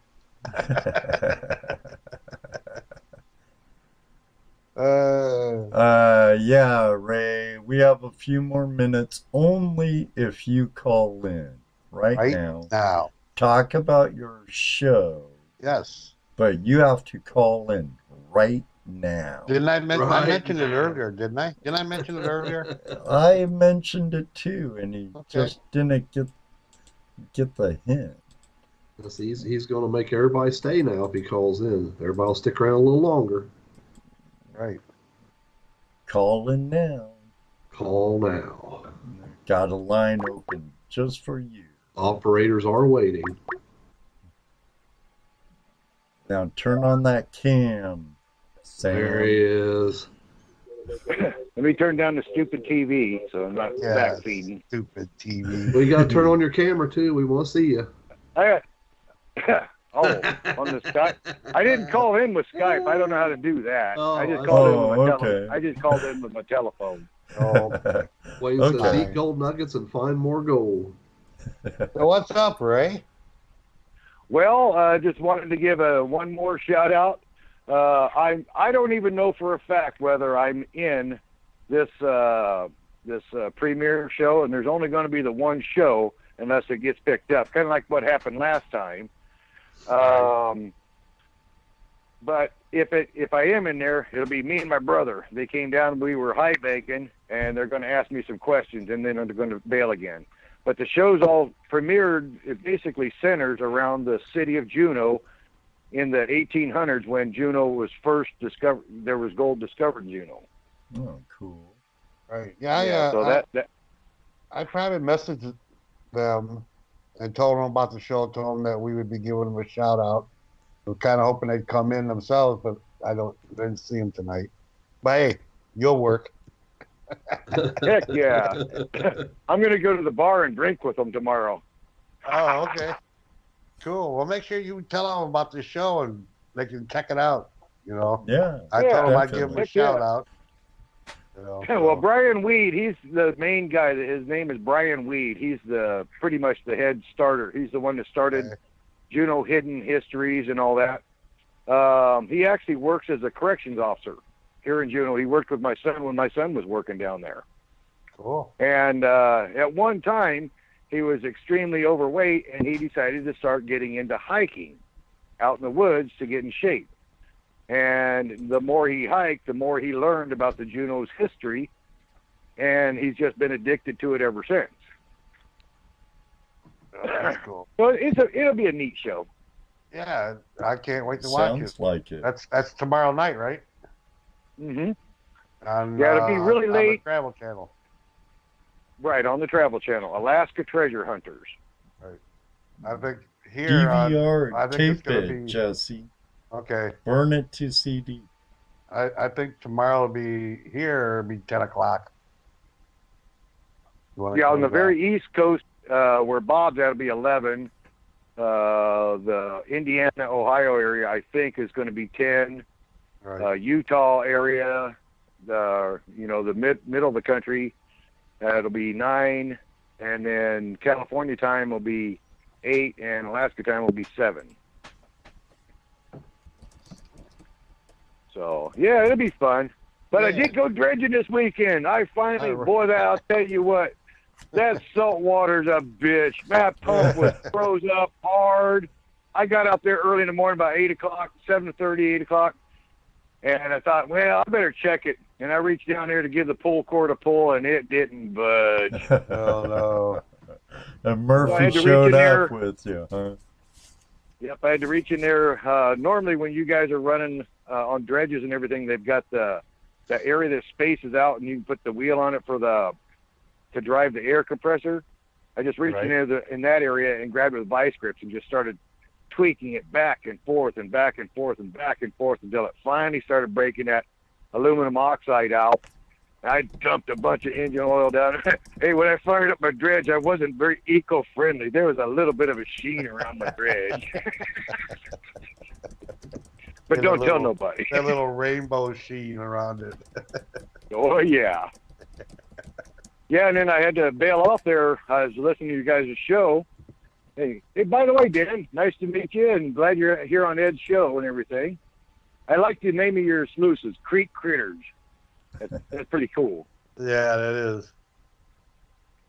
So is that big one going to be named the same thing or what? I scored 4 6-foot-long Keen floats. The regular big gray floats for $300. Nice. The old Panner Dig guy called me up tonight while I was watching your show and said, "Hey, I'll give you a ripping killer deal." I said, "I'll take it." Excellent. That's cool. So I still haven't figured out how I want to build my new dredge, but yeah, I was going to ask you about your boat. How's that coming along? I know you were trying to decide how you were going to hook up your sluice. Yeah, I still haven't figured it out. I know how long I want it, but I just don't know how to flotation the dang thing altogether yet. So you're still going to come off the side with it? Nope. I talked to one of the professional dredgers. He's on my He's a friend of mine on Facebook page up there in the Nome area. And he's seen 3 of those same kind of boats going sideways, trying to put the sluice box, the dredges on them sideways. And all 3 of them capsized. Well, you know what? That kind of makes sense because you got that water pressure and your engine's putting that much torque on it. Anyhow, yep, the boat failed. So he told, so I've got to come up. I got to come up with a different plan, and I have not figured that out yet. I just haven't figured it out yet. Don't know, but I better get it done before I get old Dennis Dayton up here, because I don't know if my dredge can carry me and Dennis Dayton. I might have a flotation issue. So Caleb's a big boy. Is that why you need the other floats for Dennis? Yeah, exactly. You might want to put them in the stew. You know, Caleb. You think Dennis is big? Caleb's a monster. Yeah. He's a big man. Yeah, he's not short and round like Dennis. No, he's big. Big. But I'm going to try to at least have 2 systems running by the time they get here. Because I'll keep the Razor's Edge going as long as I'll keep patchworking that one together. But I'm hoping to build a whole nother system that's a lot more safer on the water. Right. Yeah, we don't want to lose Dennis or Caleb. Yeah, that's all right. At least not Caleb. I know what you mean. I don't want to lose nobody. I don't even want to lose myself. Well, anyhow, Ed, I wanted to give a call in and just to say, hope some guys tune into the show. It may or may not have your old fuzzy friend Ray on it, but we're going to give it a try and hope I can. Oh, come on, Ray. I bet you. I'll bet on this. And I'm not a gambler. I bet you'll be on it. It won't be for long, but I think I'm on it too. I had my brother and I had gold in my hand, so it's like, hey, I got gold, man. We had a lot of gold. That's what they wanted to see. That's what they're wanting to see is some fuzzy old bastard out on the river and here's some gold in his hand. Yeah, it's like, okay. They want that. Yeah. Anyhow, another pretty great soon show, there. Dano. Thank you. Thank you. Jesse and Ron Adams, thank you for your product there and supporting Ed and coming on the show for him. Oh, my pleasure. Hey, we love it when people come on and want to talk about their stuff. Oh, yeah. You know it. Long as, all right, buddy. All right, buddy. Everybody have a good night and God bless. Take care, Ray. Thank you, Ray. Thanks for calling in. Now, Juno's just going to end up handing that guy the key to the city. People will come from all over wanting to meet the YouTube legend, Ray Russo. It wouldn't be so bad if that's all they were going to do. If he was smart, he'd get that Tweedo girl to fly him around that he was on TV with. They do have a business. Yeah, there you go. Just call it a mark, Ray. Say, hey, can you give me a ride? They're going to come in here. He's going to show them where they're at, and they're going to come in and tear up his meat. Hey, we know that pain. Yeah, definitely. Oh, okay, there's a reason why No Tell 'em Creek exists. Yeah, definitely. Let's try this again. All right. Again, thank you all very much for joining us tonight. Again, Ron, thank you very much. Yes, it was our pleasure having you on with your top quality product that I can't wait to get on the creek. And I'm a Dream Mat user, so I know how well that mat works. I'm itching to get it out. Thank you again, everybody from around the globe. We can get together and I can see it and use it too. Oh yeah, I'm sure we will. I'm sure. Unfortunately, you have other plans and stuff for this weekend. And give her a hug for me too. Will do. Family first, buddy. Family first. Always. Yes, sir. Always. Absolutely. We're your second family. That's your first family. Yep. Next week's show should be really good. I'm having a friend of mine from Washington State, David. He's a Nome, Alaskan miner. And we'll talk a bit about his story and stuff next week. Same time, same channel. Right here, Tuesday Night Hangout Live with Toledo Jess, Dano, and I. And thanks again for joining us. May you always... Ron. Huh? I said thanks, Ron. Oh, definitely. Yeah, thanks again. You're welcome. So thank you. And everybody else. Of course. It's because of them out there we do what we do here. And we appreciate it. Can I say it yet? Go ahead. Go ahead. Go ahead. So until then, may you always have a flash in your pan. And you know what he says after that. Yes, we do. That's true. Maybe one day, too, we'll meet you on the river. All right, night, everybody. Night, Good night. Thank you. Thanks. Good night, Ed. Good night, Night, Ron. Night, Ed. Night, Ron.